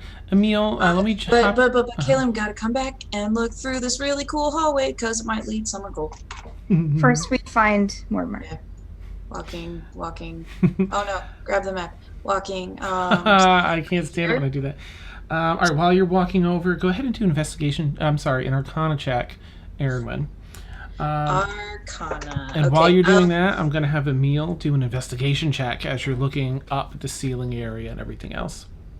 Have him do that first. I gotta look up the thing. Okay. Yeah. 14. All right. So as you're sort of assessing this and comparing it with your notes, since you took the time to illustrate, the things underneath, you kind of have a good idea of where you are, that you're out under the stone, and that if there was an area that would push back, you didn't find anything where you first came down, but as you see Caelynn and Erin went around the corner, you think possibly up in that northwestern section, that would put you underneath, and possibly there might be something up there, if you haven't looked there yet. If you have, we'll do something different. Okay, I'll wander over, but kind of oblivious to what they're doing, just kind of looking at the ceiling and kind of charting where I am. All right. You're starting to line up now. Actually, you would have lined up from the other area where the jail cells were, how that lines up with your map. Let's see, 14. You still don't see any means to get up top yet here. But you've eliminated these areas. You at least know that there are not any openings here. Okay. If you end up looking through like that small, like 5 foot by 3.5 section, then that puts you right under that initial room that you started surveying, where you could see through the floorboards. That's where the room where Mort disappeared. Right here? Oh, up here though. Mm-hmm. Okay. I'll work my way up and investigate that slowly. Okay. All right, Erin, what have you got? Okay. So I'm going to go over to where she showed me and kind of glance around, and then I'm going to expend one of my runes. So I'm going to stop glowing. But I'm going to use Manifest Inscriptions. Oh, nice. So I can expend a charged rune to cause any hidden magical marks, runes, wards, or glyphs within 15 feet to reveal themselves and glow for a round. All right, you do so. One of So your... I'm looking for the ones that she pointed out and to see if there are any others connected in this area. Okay. I have 4 that are charged. Nice. All right, so what I'll do is, because you're doing that, you also have advantage with your Arcana check to kind of decipher them. Okay. So you release one of the runes, and it fades, and the light comes off of little wisps. It would be the one between my... Wait, 1, 2, okay. 4, 5. Yeah, the one between my shoulder blades. Oh, nice. Almost like little tiny dancing lights floats off and illuminates. They hum red. As the sequence has been dispelled, they hum soft. They don't have a hum; they just illuminate red, and it's just on that band, but you can see them very clearly now. And what'd you get on your? a natural 20. Wow. And Which Arcana is 24 total. Nice. All right, that helps you significantly identify these runes. Now, this is what I'm made for. yes. This is an exceedingly intricate arrangement of runes, and it would probably take days of study to understand all the complexities within. However, you do think that with some assistance, you could make some educated guesses, and mind you, this is only because you rolled so high. It's a really, really big spell. With some assistance maybe from an arcane party member or anything, you might be able to reactivate. The other one is gone. Nice. If only there was a wizard staring at the ceiling, lost in thought. I don't know you're a wizard. Nice. I'm not a wizard, actually, but I think I am. That's so great. Then you might be able to reactivate this. You get the gist that it was somehow a protection against... it's supposed to protect from the typical decay. It's the gist you get. It's again, not above your ability to learn. It would just take you several days to break it all down. Protect against the aging and wearing of time. But you could probably reactivate it. Maybe there'd be some rolls and you'd need some help. She just kind of like, as she's staring at it, she just kind of like gets lost in time and goes, "Oh, What is it? What? this is amazing." Okay, so apparently these were meant to keep, just to keep. What was it, Dan? Just like to keep things Protection from just decay and time. yeah, wear just and like tear. protection from, so like a time stop sort of thing to keep things from going on. So wherever he went is to wherever this protected place was. Blueberry, I've seen you do magic. Yeah. Help me. I think I can reactivate this, but I need some magic help. Sure. You can have up to 3 people help, which Up will to affect 3? the DC. Ooh. Yep. Oh, darn, I wish Mark was here. I know he does Calathor's here. casting. Do we, who is? Calathor. He's not an arcane caster, though. So this will be a little bit freebie. Think of like CR Resurrection, where everyone can just chip something in. As long as it makes sense. Okay. The more sense it makes and the more on point, the greater it assists in lowering the DC. Okay. All right. Okay, yes, I'll be like, okay, I need like all the magic users, and I think I may be able to get more back, but I'm gonna need a lot of help. Emil just looks lost in thought. Calathor nods. Yes, of course. If I can be of assistance. I'd like to see what returned to us. Okay. I'm going to concentrate for a bit, and I'm going to spend. Let's see. So I have access to 10 sorcery points right now because we technically haven't leveled. So I'm going to expend. I have 4 active. 4 more sorcery points, so I have 8 runes active. Okay. Ooh, this beautiful glow. No, I'll make it 9. I'll have 9 of my runes active.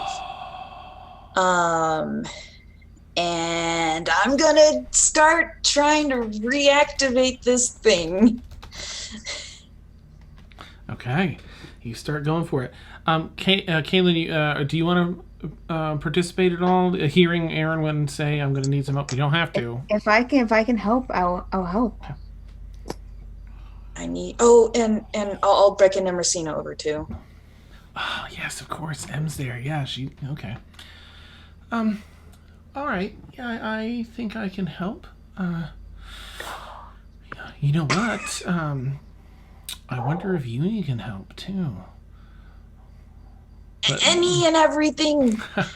Yeah. You can pick 3 means of assistance. Okay. 3 people. Do I have to pick them, or can people volunteer? Up to you. I Who volunteers as tribute? I'll do what I can. What was Brixie's class? Druid. Druid. Is that arcane magic or is that not arcane That's magic? nature magic. Mm-hmm. Okay. Yeah. Emil kind of brushes by Aaron when staring at the ceiling. I'll kind of poke you like in the thigh. Ow! Hey, ow! What? Emil, do you know any magic? I mean, yes, yeah, yes. Of course, I know some. A little. Okay, cool. So more disappeared, so I'm trying to reactivate this runic passage to, in theory, bring him back, but I need all the magical help I can get, so if you want to help, that'd be great. Wow, that sounds really hard. Yes, yes, I'll help. I'll help. Okay. All right. I'll help, I guess. What do I do? Okay, Dan, I'm gonna get this started. I'm gonna pull Blueberry into my lap, Okay. and I'm gonna grab onto Emil's hand and Gallifrey's hand, and actually I'm gonna have them put their hands on my shoulders, and then I'm gonna put my hands on the runes and start trying to recharge them using my own runes if I have to. Okay. Yeah, as you start to just use your base arcana, you can immediately tell it is inadequate in this moment and that this needs a huge jump start, and you would very likely, it's up to you on what you want to do, but if you wanted to pour your runes into it, anything you each feel would be a benefit to this. 1 second. I'm going to take out the page of the book that I had from my master that has Find Familiar on it Oh, okay. and see if it'll help find Mort. Oh, okay. Beautiful. You kind of pull that out of the pouch and just kind of lay it down at Erwin's feet. And I'll cast Mage Hand and put my pool, my mage pool, on the Okay. on the piece of paper as well, and just try and focus on Mort and focus on my master and see if I can channel any of that magic ability. Okay, that's beautiful. Okay. Who else wants to step in and assist? There's two more assistants that can help. I think that Emil will, since he already has a hand on Erwin, will offer a prayer to Hermod and cast guidance on Nice. Erwin. Oh, that's awesome. You have tonight's inspiration die too, Emil. Would you like to toss that on for Flair? Don't have to. You can hang on to it. I think that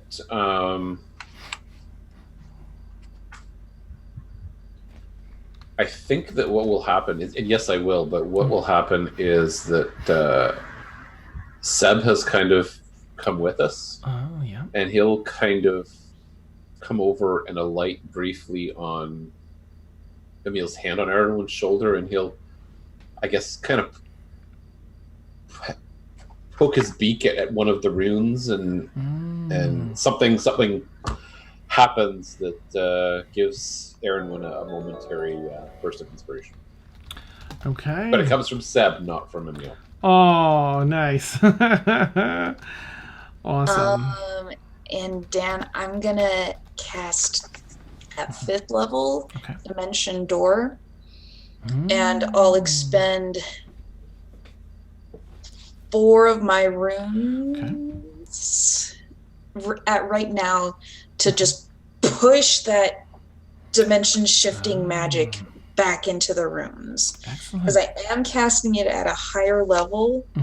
So, but if I feel like the magic needs more, I will spend all of them, all 9 of them. Okay. But I'll start with 4 for now. Awesome. Okay, you're pouring that in, and there's a slight, you get that magical hum. It has like electricity. It has a 60 cycle hum you pick up on. And M looks at Caelynn. I don't know Mort as well as you do. Perhaps it would be best if you assisted. I'm happy to, but what do you think, Caelynn? I can assist if I can, sure. Okay, I'll leave it to you. She takes a step back, with anticipation, watching. And what would you like to do, Caelynn, to assist? So what do I have to do, Dan? It's free reign, imagination, anything you feel that you can do to assist in a magic spell. The more on point it is, the greater it assists in lowering the DC for Erin when she rolls. I don't really know if I don't have anything like magical to do, really. And does it have to be like a magical object, or? No. So, for example, it could range anywhere from the new power you've received to, from that disembodied voice, over to, yeah. All right. So, okay. Thank you. Mm-hmm. I will put my hand on Erin and just kind of become quiet. I'm not going to say anything aloud, but I'll just be thinking. I just kind of go deep within myself and just think, whatever you are, please help me find my friend. Okay. All right. In this case, so Erin, you begin casting the spell. You get a surge of energy from Blueberry as he places down the spell and casts Mage Paw, and just is channeling that energy, and it's like an anchor too, as he's thinking of Mort, thinking of his master. It's an anchor for Mort, and you can feel the weaving solidifying and locking into place. Emil that rests his hand on your shoulder and says a silent prayer, but you just feel this inspiration. You feel, like, yes, okay, we can do this. We're working together. We can do this. And that bolsters your efforts, along with a little bit of divine magic you feel. Caelynn, are you going to rest a hand on Erin? How would you? Okay. On your other shoulder, Caelynn rests her hand, and at first, while she's considering in her mind how to help, you're not yet feeling any influence. And then suddenly, as though Niagara Falls has just fallen out of the sky and started crushing you with its weight of arcane energy, this massive force of arcane energy bursts through you, and you release those runes and pour them in at the same time, and they're just and this glimmering light starts to it's like the bubbly film starts to grow from the outer edges. Kind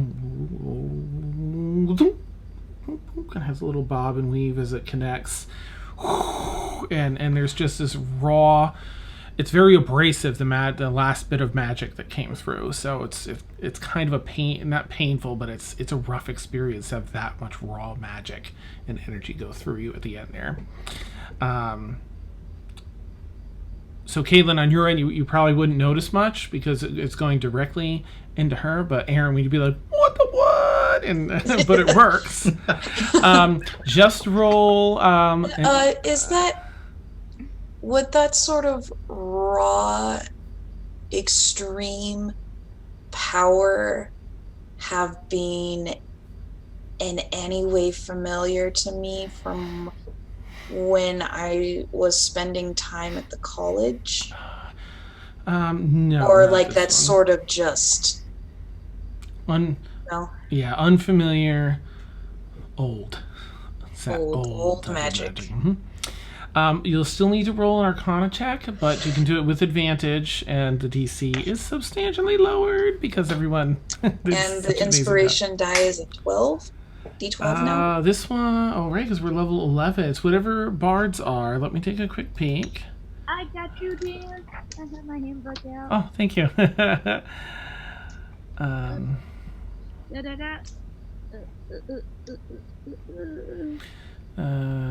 10th level, it's a 10. 12th level, 15th level becomes a 12. So it's 10, a D10. All right. Unless any viewers are like, take our inspiration. Oh no, I dropped my die. Where'd it go? I wanted to use that one. Dang it. Rip. Okay. Go, Sam. We believe in you. Oh no. Okay. The inspiration really helped. 17? Okay. I'll give a minute in case any, viewers want to add any inspiration ties or anything like that to that roll. If I use 3 more runes, can I push that up a little bit? You can get a point for each rune. 4 more, so 21. Okay. I have 1 rune left. Dan. Mm-hmm. Gnome gifted me a sub, but I know I'm not gonna use it, so I'm gonna give him my die. Yeah. Awesome. That's so nice.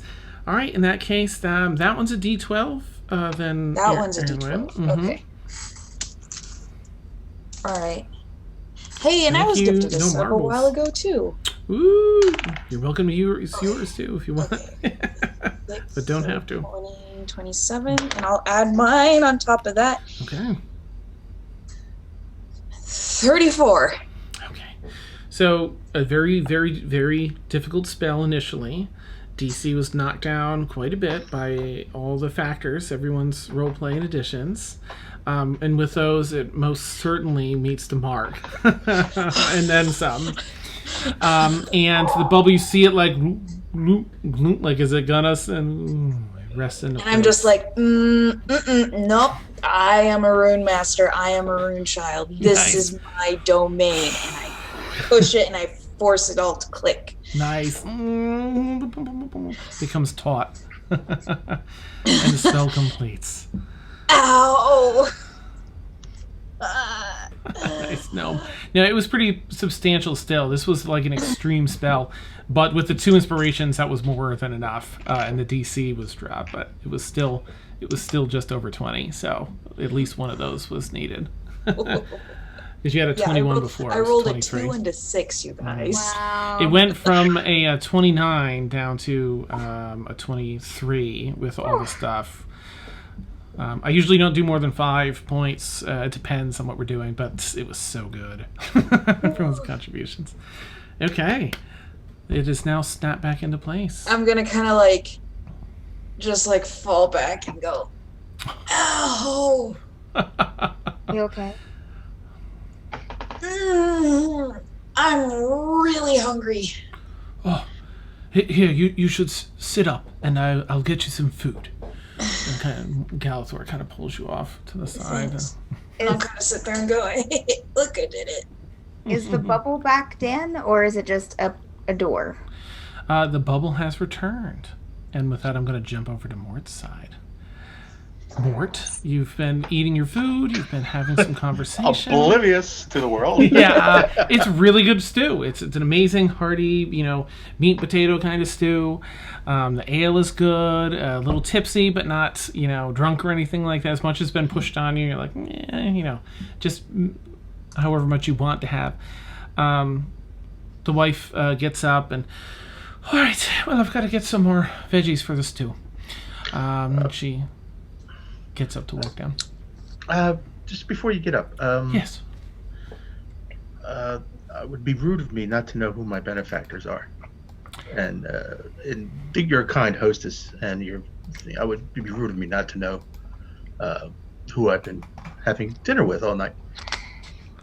Oh, well, and she kind of looks like, I don't know, is she gonna, she wants to answer or not. Let me have her roll and see.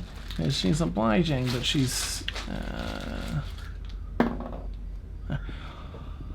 well, she looks at her husband. I really need to get those vegetables. But, Okay. Well, I won't press the issue. I understand. But I did ask, if I may indulge, just one more thing. When I first came in here, I asked 2 questions. Yes. We answered the first. Can please? What day is it and what year is it? portals have sometimes a little shifting effect. I just want to make sure. Oh. Of course. Well, and she. Where's my calendar? I think it's currently. I mean, I guess I'd have to tell you what it is too, because I don't know if y'all know. I've got the calendar somewhere. I think it's the year 1312, but I just want to check. Yeah, 1312. And what's my time? Down here is our time. Our time. That's awesome. All right, I have to do some specific math here, not general math. So give me a quick second do. Wow.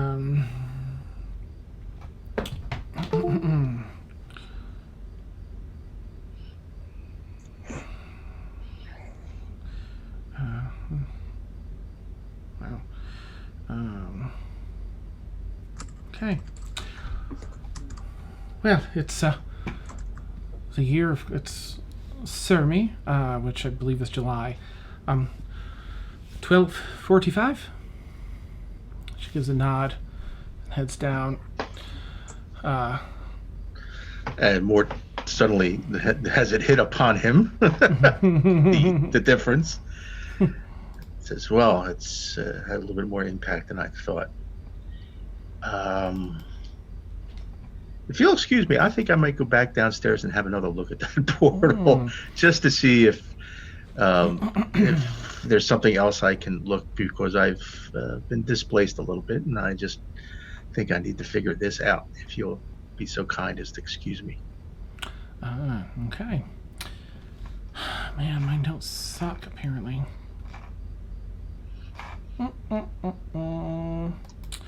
All right, so she's, at the top of the stairs and heading down. All right, she leaves the door open. Oh, you knocked the panel off. And she, sees the panel down on the floor. At the base, as she's walking down the stairs, you're walking, across the kitchen and following. And then you hear like a sharp yell from her at the base of the stairs. What? Oh, you better make haste, Mortimer. I think you've got some people looking for you here. Tell them they better not take any of our food. Tell them not to touch the veggies. There's plenty of stew upstairs. And as you head down the stairs, you see the bubble has returned, and you see an Erynwen sort of resting, with Galathor giving her some rations, and you see the rest of the crew sort of out there. Emil's like, checking ceilings and stuff. Everyone else is around and about. And I'm like overjoyed to see, never so overjoyed to see a bubble. Nice. And I will not hesitate. I will thank the kind woman without knowing her name, which I am disappointed in not getting, but I'd say I am sure you're a very lovely woman. And your husband as well is a very lovely man. Woman. A very lovely woman indeed. But I thank you for your hospitality. And can I even just get a first name off? Well, here's the thing.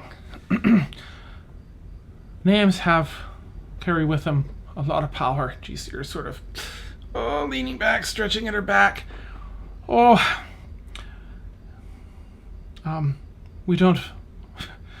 not in a position to give out our first names unless we have, not to strangers.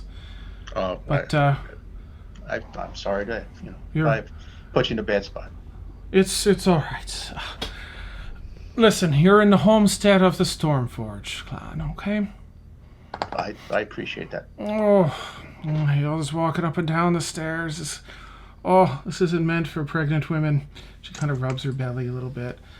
Well, blessings upon you. I'm sure that whoever, or however it comes out, that it's going to be a fine and beautiful child.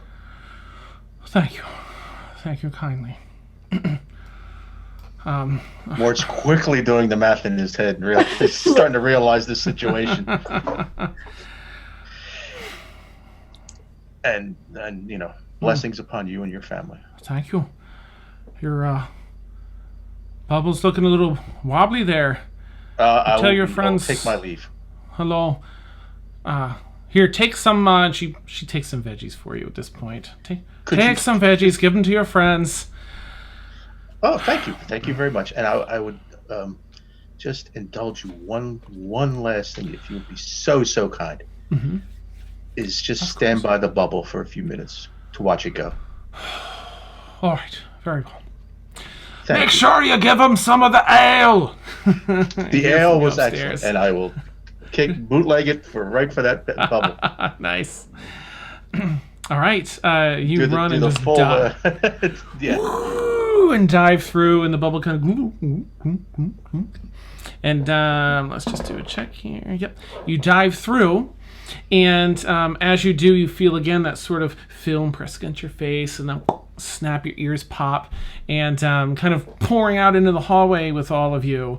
Mort comes flying through, and the bubble behind him sort of, warping now in and out. So inside, anyone. As the bubble's warping, I kind of lean forward and oh my gosh, the rune's stable. The rune's stable.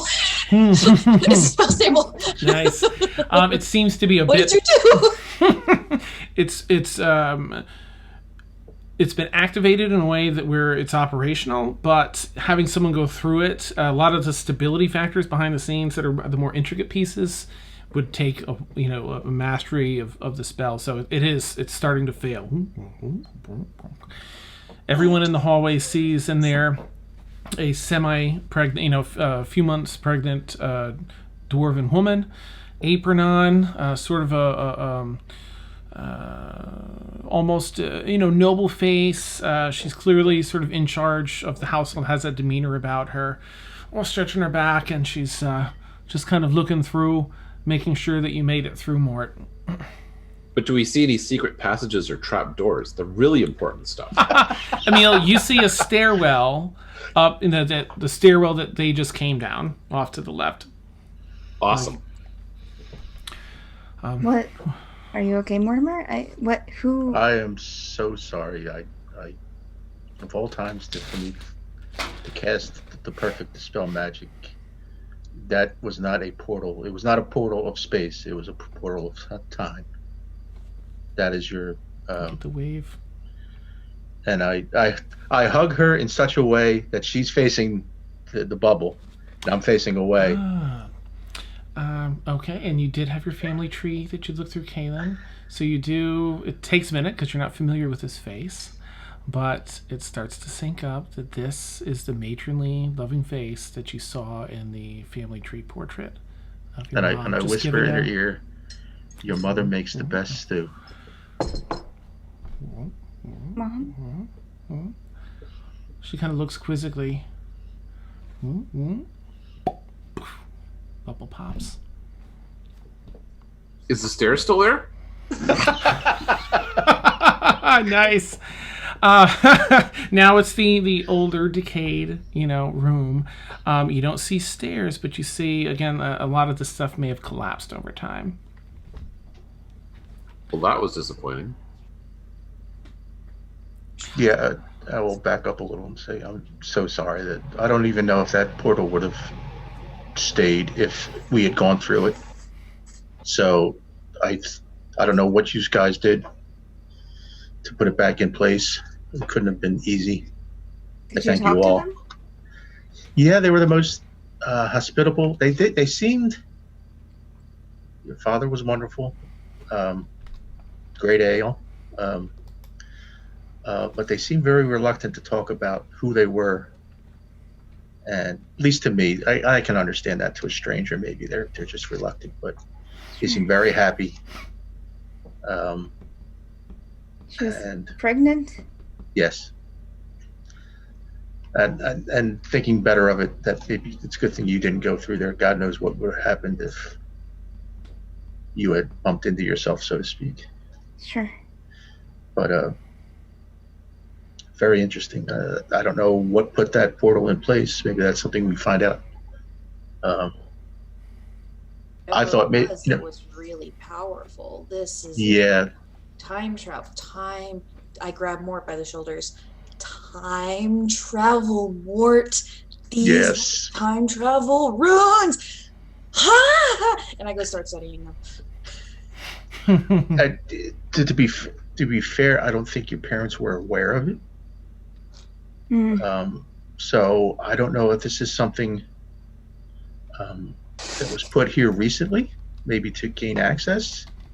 But I don't know. I'm just speculating at this point. But I do know that they directly told me that their last name was Stormforged, and it was 67 years ago. Well, maybe my mother tried to put it in to get back to better times after everything happened.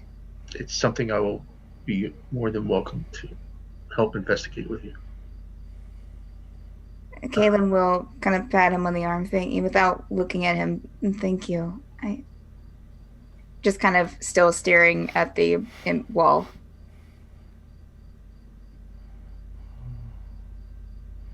I'm glad you're okay. I'm after they told me the date, I was floored. I was panicking. I didn't know. And then when she went downstairs, she said the portal had reappeared. So I don't know how to thank you. I am in debt. Thank you, Erwin. That was something. You can thank me by letting me study and copy these. Do what you need to do. Yes. And I'll say to Aaron, promise me you won't try anything with everyone, without everyone else being present. Oh yeah, no. I couldn't have done this without everyone. It took literally almost everybody. I looked at everyone. I appreciate all your efforts. I did a foolish thing, and I kind of hugged Morty and just like, okay. But you know what? You're a lot smarter than me when it comes to understanding magic, so you got to help me with these. I would be glad to. If you want to get back into the university, this would be a thing to take. This sort of magic. One step at a time. Let's understand it first. Because this is her home. We should figure out the. Yes. Let's understand it, and it's just. Let's understand the purpose why this was here first, and who put it here. Yeah, purpose definitely not how it was built. Yeah, and someone with great power put this here. Power comes with great responsibility. Yes, it does. And I will look around the room and just give everyone an appreciative. I think screw that. I'm going to go around and hug everybody in the room thank them for help bringing me back. Emil's ignoring the conversation and trying to find where the stairs disappeared to. If you inspect that room, you do in fact see the remnants of the brackets that once held the stairs in place, and the floor is just boarded over where, at the top of the stairs, which would lead up to that initial room where you could see down through the floorboards. It looks like they boarded over this at one point, intending to just seal it up. But hey, Caelynn, somebody boarded over this trap door. Think we should cut through it? Yeah, sure. Does anybody have an axe? Emil's kind of poking and prodding and knocking. I can burst through it. I have magic missiles. I have lightning. I have a hammer. Allow me to help. I will cast Bigby's hand. And use Bigby's hands, which is just basically a 10-foot high excavator now, just clawing away at the stairs to clear the rubble. No, and I'll mark that off. Okay. I'm sorry, were you guys talking about something? It's gone now. Oh, okay. Blueberry's gonna cuddle into Caelynn's legs, seeing that she's upset. I will accept cuddles.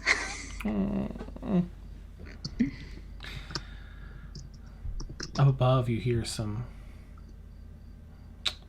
Let's see. Who has a passive perception over this? Emil, probably.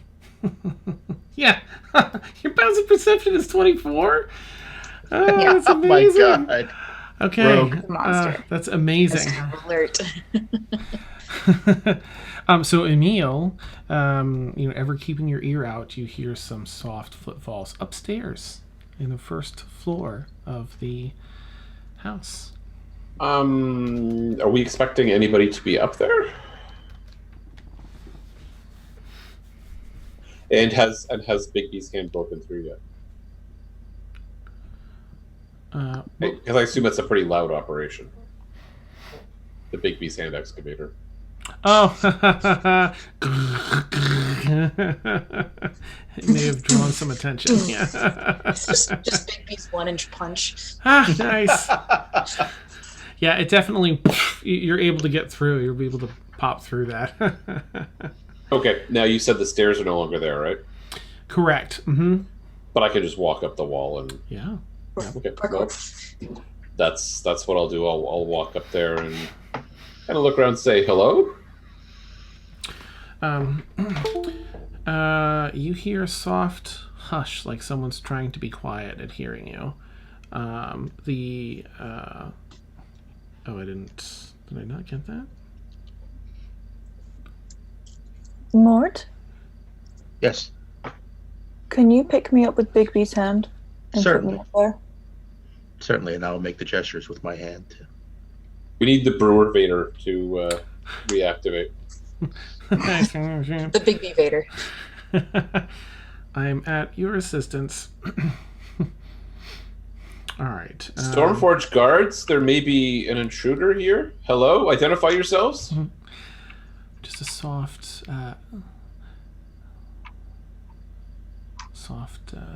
the breeze that usually pushes through here. You don't hear anyone moving currently. The last place you heard the sound was a little closer towards the front of the building, a few rooms down. Let's start sneaking then. See if I can sneak up on whoever it is. I'm not worried at this point, but my brain is engaging just a little bit. I'm going to let Emil go ahead and do his thing. I'm not going to follow him.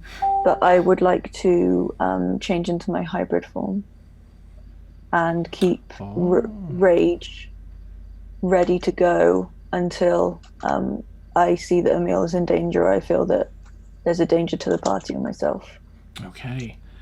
You kind of do like a porgy, stand up on your hind legs and shift out to this big, the hulking, sleek but hulking, I guess that's an oxymoron, but, really ripped hybrid form. Dangerous looking and dangerous. This is where all the sausages go. Flex! Yeah. Awesome. So, Emil, you see sort of hiding, not doing an excellent job, but sort of quietly, like paused in place at hearing you. You see a very ragged, very heavily injured human person. They have silver hair. They have sort of like a gothic Lolita dress on with these bright purple eyes. She looks to be around 10 years old, and she has a big stuffed, or maybe not stuffed, a big bunny in her hand. Just sort of cowering, very wounded, clearly has been put through the ringer by something. Am I within 60 feet of them? Yes. All right. I don't know if I can cast Healing Word without startling them, but I'll certainly try. Okay. Sorry, which spell? What word? It was the... Healing Word. Healing Word. Okay. You begin to cast that, and Mariah, how do they react? Very scared. And very startled because she didn't know that there was somebody here.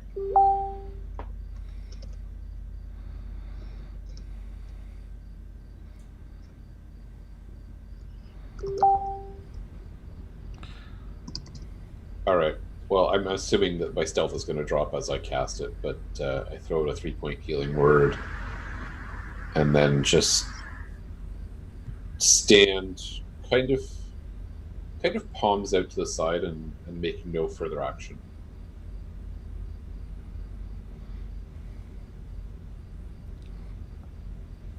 Some dried blood on their face, sort of, wiped across, wiped out from, heavily foreheads can bleed and such. There's a finger that's sort of bent in the wrong way on one hand, and just really heavy amount of damage on this job. I'm afraid I don't know a lot of healing, but I can do another if you'd like. I just shook my head. Shake your head no or yes? Sorry. Just quietly and just slowly. Brewer's lifting people upstairs that want to be lifted. Does Brewer make a ding sound when the Brewer Vader gets to the top floor? Bing!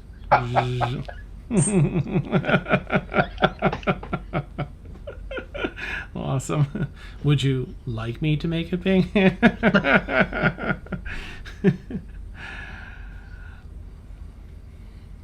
Can I follow Emil out to where he is, please? Sure. You see the same young child with the stuffed bunny or actual bunny? I assume stuffed, but I didn't want to. Yeah, it's stuff. Okay. Just like small. Oh, No. just like this one. Oh, a big Smaller. cute stuffed bunny. Okay. Like really seriously wounded and injured. The All right, first. I'll throw out a third level healing word at the person. Nice. Okay. Oops. As you throw that one out, you can hear a little snap of bonus of fingers sets into place, and some of the more open wounds that you spot are sealing up. Dry blood and dirt still on there. Ooh, nice. Wow. Oh, awesome.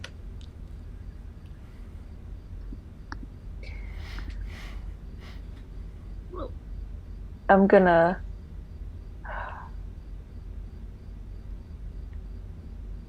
Do I walk on 2 feet in my hybrid form? Yes. I'm gonna get down on all fours Okay. and like creep over whilst growling. Okay. Like, is there rubble on top of me, Dan? Or is it...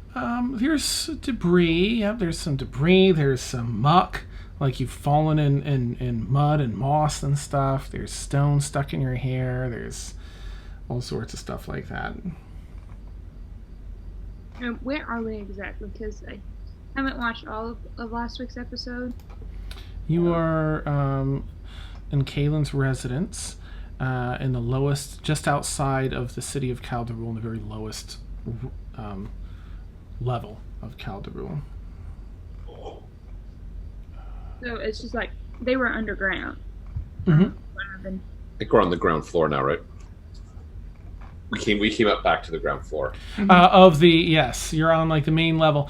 So essentially, let me just send you a message. Are you looking for someone? Are you looking for the lady of the keep, perhaps? I say nothing.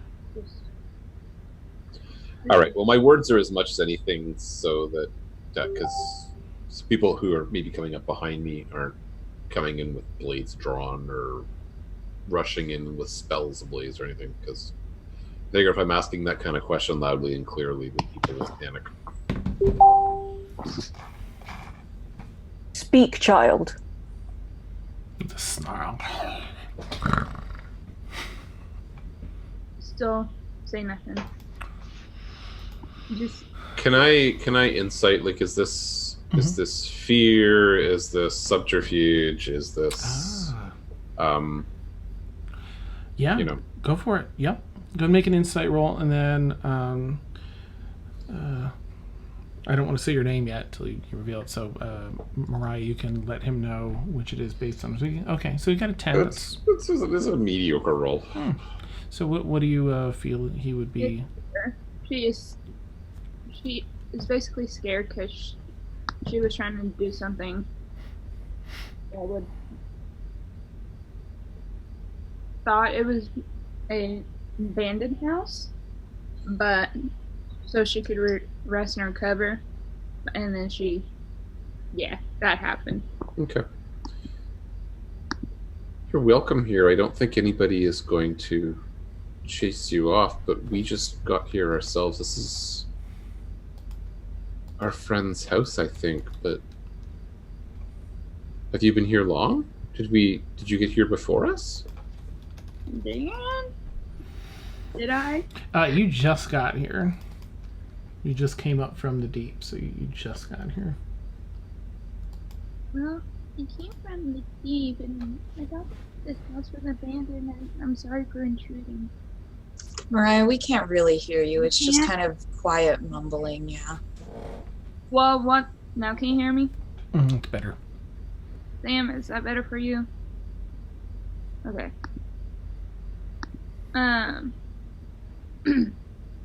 Well, I thought this house was abandoned, and I didn't mean to intrude. I just got here. This house was abandoned for a very long time, but there is a lady here. Would you like to meet her? Yeah. I kind of back up hesitant. Okay, you don't have to. Are you hiding from someone? Is someone chasing you? Are you afraid? Are you in danger? No, I've been alone for as long as I can remember. I don't have any parents. Yep, that happens to some of us. Do you have a name? Rain.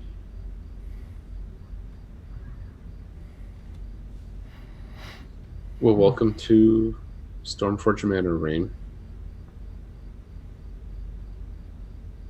Blueberry, do you think we could maybe find some food for Rain? No. Oh. I stick my hand out, so I want to call you by your name, but I don't. You stick your hand out? Just like it's so like new dog. I always stick my To hand out sniff. to smell my scent. I don't bite you, I bite at you.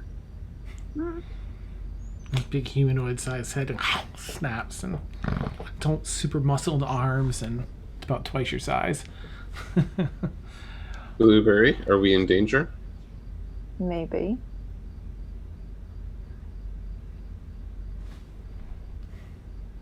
Really? Yep. There's a new person. Is this like when Galithor had a new dog, or do we just not talk about that? Sore subject.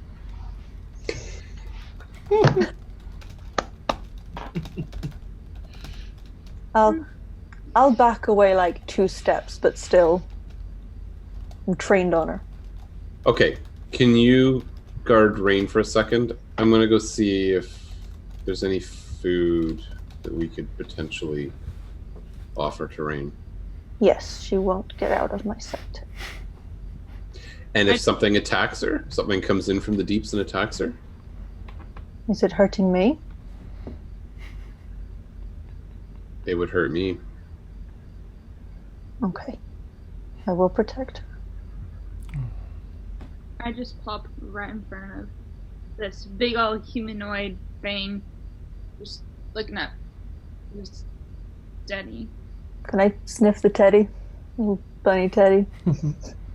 I just think that they want to sniff. I just stick it out for them. Can I try and get the teddy?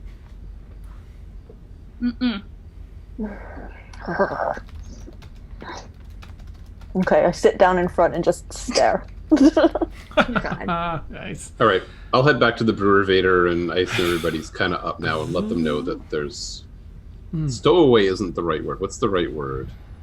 There's Squatter. Yeah. there's a squatter or refugee from the deep in the other room. She seems quite afraid, but Blueberry is either looking after her or eating her. I'm not sure which. Perhaps Caelynn, since this is your home. Caelynn's still looking at the wall. But she hears you. Yeah, okay. I will go and get out and go up there. Bing. I'll pat Brew on the head. Nice. Okay. You're just a few rooms away from her. She's up in the front. Or they're up in the front. I will approach slowly through the rooms. Okay. See the small child holding the bunny with Blueberry, like. Hi.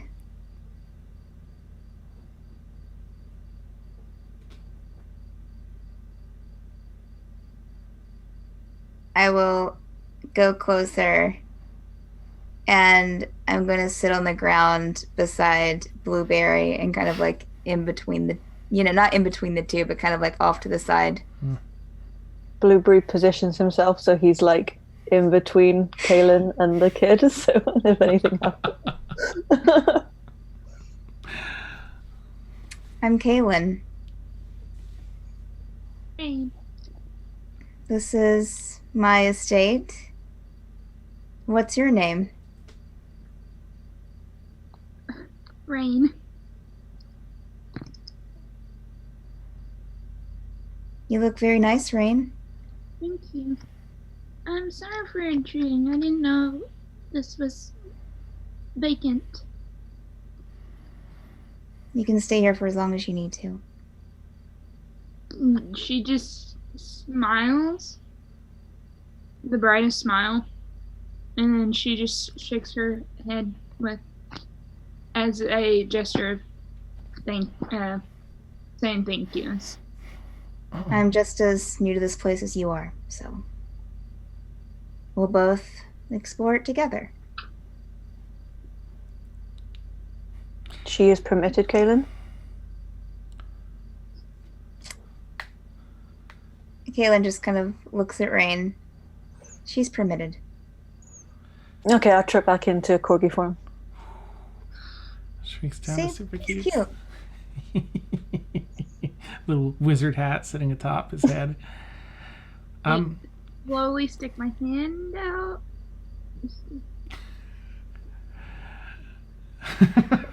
You hear a little growl. Rain, you also see, trailing in, following and sitting down next to Caelynn, a ghost.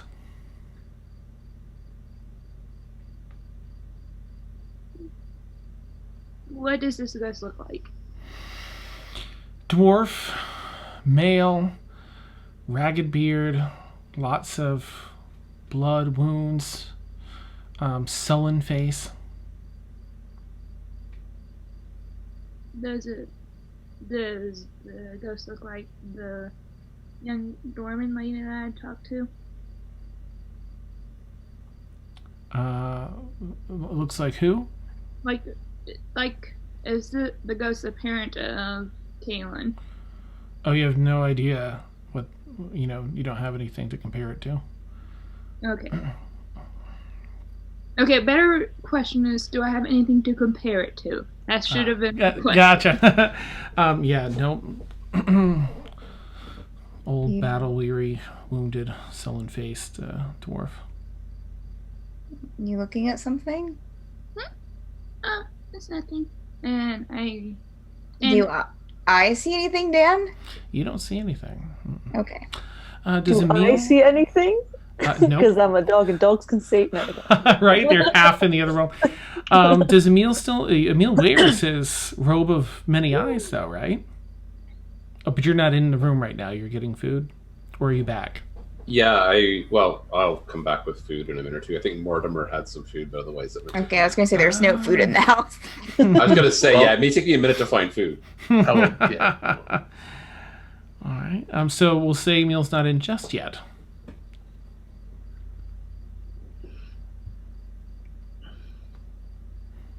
Your dogs All right. take care of you?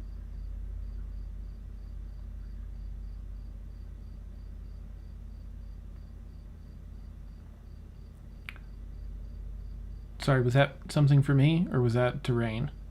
I didn't hear. And that was to Rain. Oh, I'm okay. sorry. No, you're fine. Yeah, I was asking Rain if she had anyone to take care of her, any adults to take care of her. No, I've been alone. Well, my parents died when I was very young, so I've been... Well, it's kind of hard to explain. I'm being trained as a cleric under the matroness of the Raven. So, How old are you? I'm 10. Insight check. Go for it.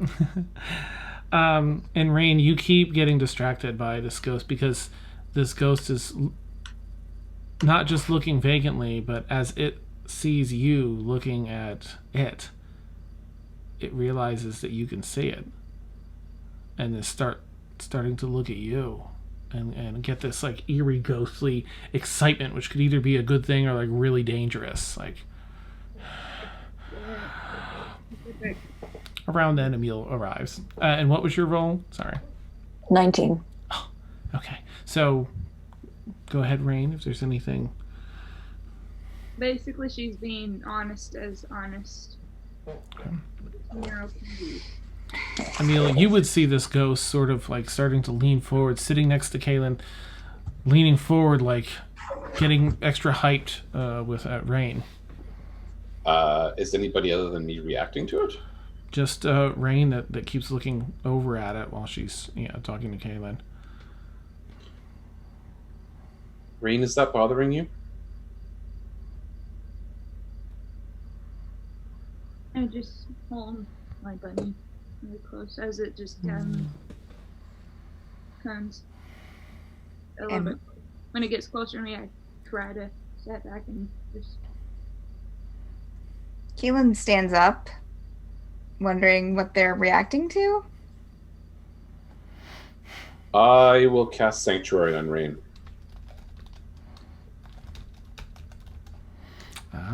Okay.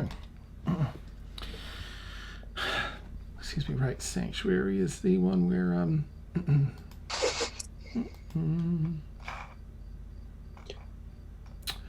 me just you have to make a saving throw to attack. Okay, neat. All right, you cast that.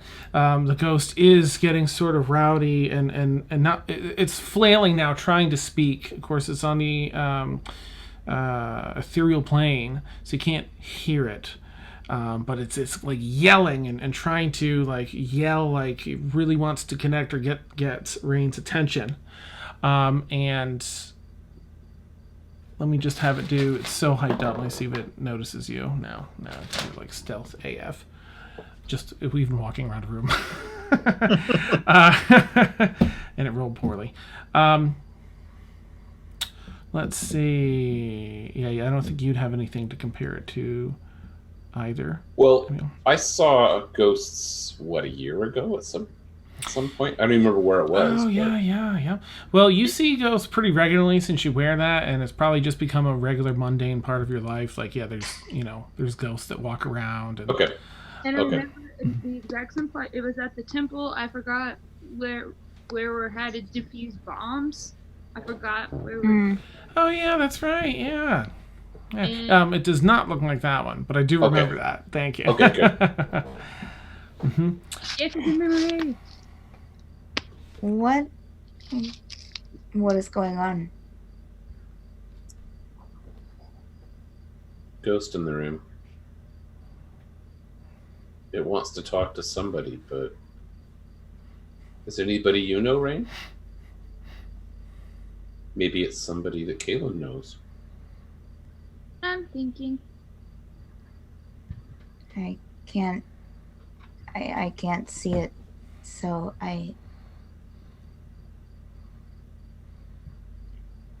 Sorry, I see them sometimes, but I don't really know what to do about it. As someone said ghost, I take out a flask of holy water and just like hold it in my mouth. Nice. Okay. Does the ghost have like recognizable features? I'm not saying that do I recognize, but it's vaguely humanoid and has a face and. It's dwarven. You can tell it's dwarven. It's pretty crisp and clear. Now they don't always appear this crisp and clear unless they appear to be in a high emotional state. But it's a dwarf, battle weary, wounds, sullen face. Like it's lost all its blood, and judging by the clothes and stuff, that could very well be true. Older dwarf. You know what? I'm going to point to an area of the room where nobody is, and I'm going to use minor illusion to show people what I'm seeing. Okay. Not directly over the ghost, because I don't want to flip there. But... Nice. Off to the side, as everyone's now wondering, you begin casting. That's such a great use of that spell. You begin casting minor illusion and shaping it. It starts out as kind of a blob, and like an artist, you chip away and work it into this form. Caelynn, of course, you've seen this in the Den of Consequence. This is the near-dead ghost, near-dead figure of your pa. Oh my god, it's been a rough day for you, jeez.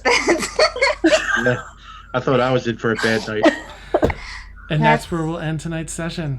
Oh no, does Moore recognize it too? Yeah, More. You just talked to this much younger version of the younger version of him. Yeah. Oh, no longer the cheery, jovial person. Quite a transformation. Welcome home, Caelynn. Take some Xanax. Was Caelynn the only one who saw him in the Den of Consequence? Because Emersina and Emil would have been there too. I don't think that they could see. That's what I'm trying to remember. I can't remember that for you know And none of us could see anybody else's vision. Yeah. Okay. Yeah. Bummer. Like it was all blurred to the rest of us. Emil, as you take shade, now you've seen so many ghosts since you've gotten this cloak that you've become used to it. But you get the feeling that you may have seen this ghost from time to time around the party. Not regularly, following you, but, in the midst of other ghosts, this may be a repeat. Haunted by my dead father. It's great.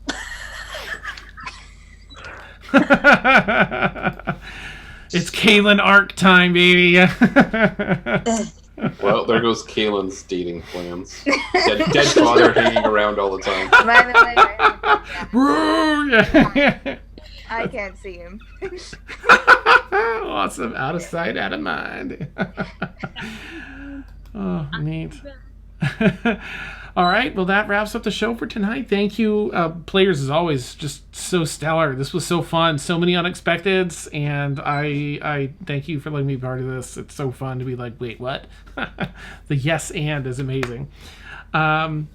And way to put, imagination to work. Everything tonight with the assistants and just the creativity going around here and getting Mort set and then shaping the ghost with minor illusion. It's all just like, oh yeah, okay, that's awesome.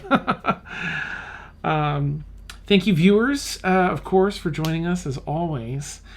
We stream every night here, Stormfall, our one of our weekly D&D campaigns, 10 p.m. to 1 a.m. Eastern Time every Friday night. And then we have our All Evil campaign every Tuesday night, 10 p.m. to 1 a.m. Eastern, and we may have some other stuff on the horizon that I'm still not going to confirm because I can't yet.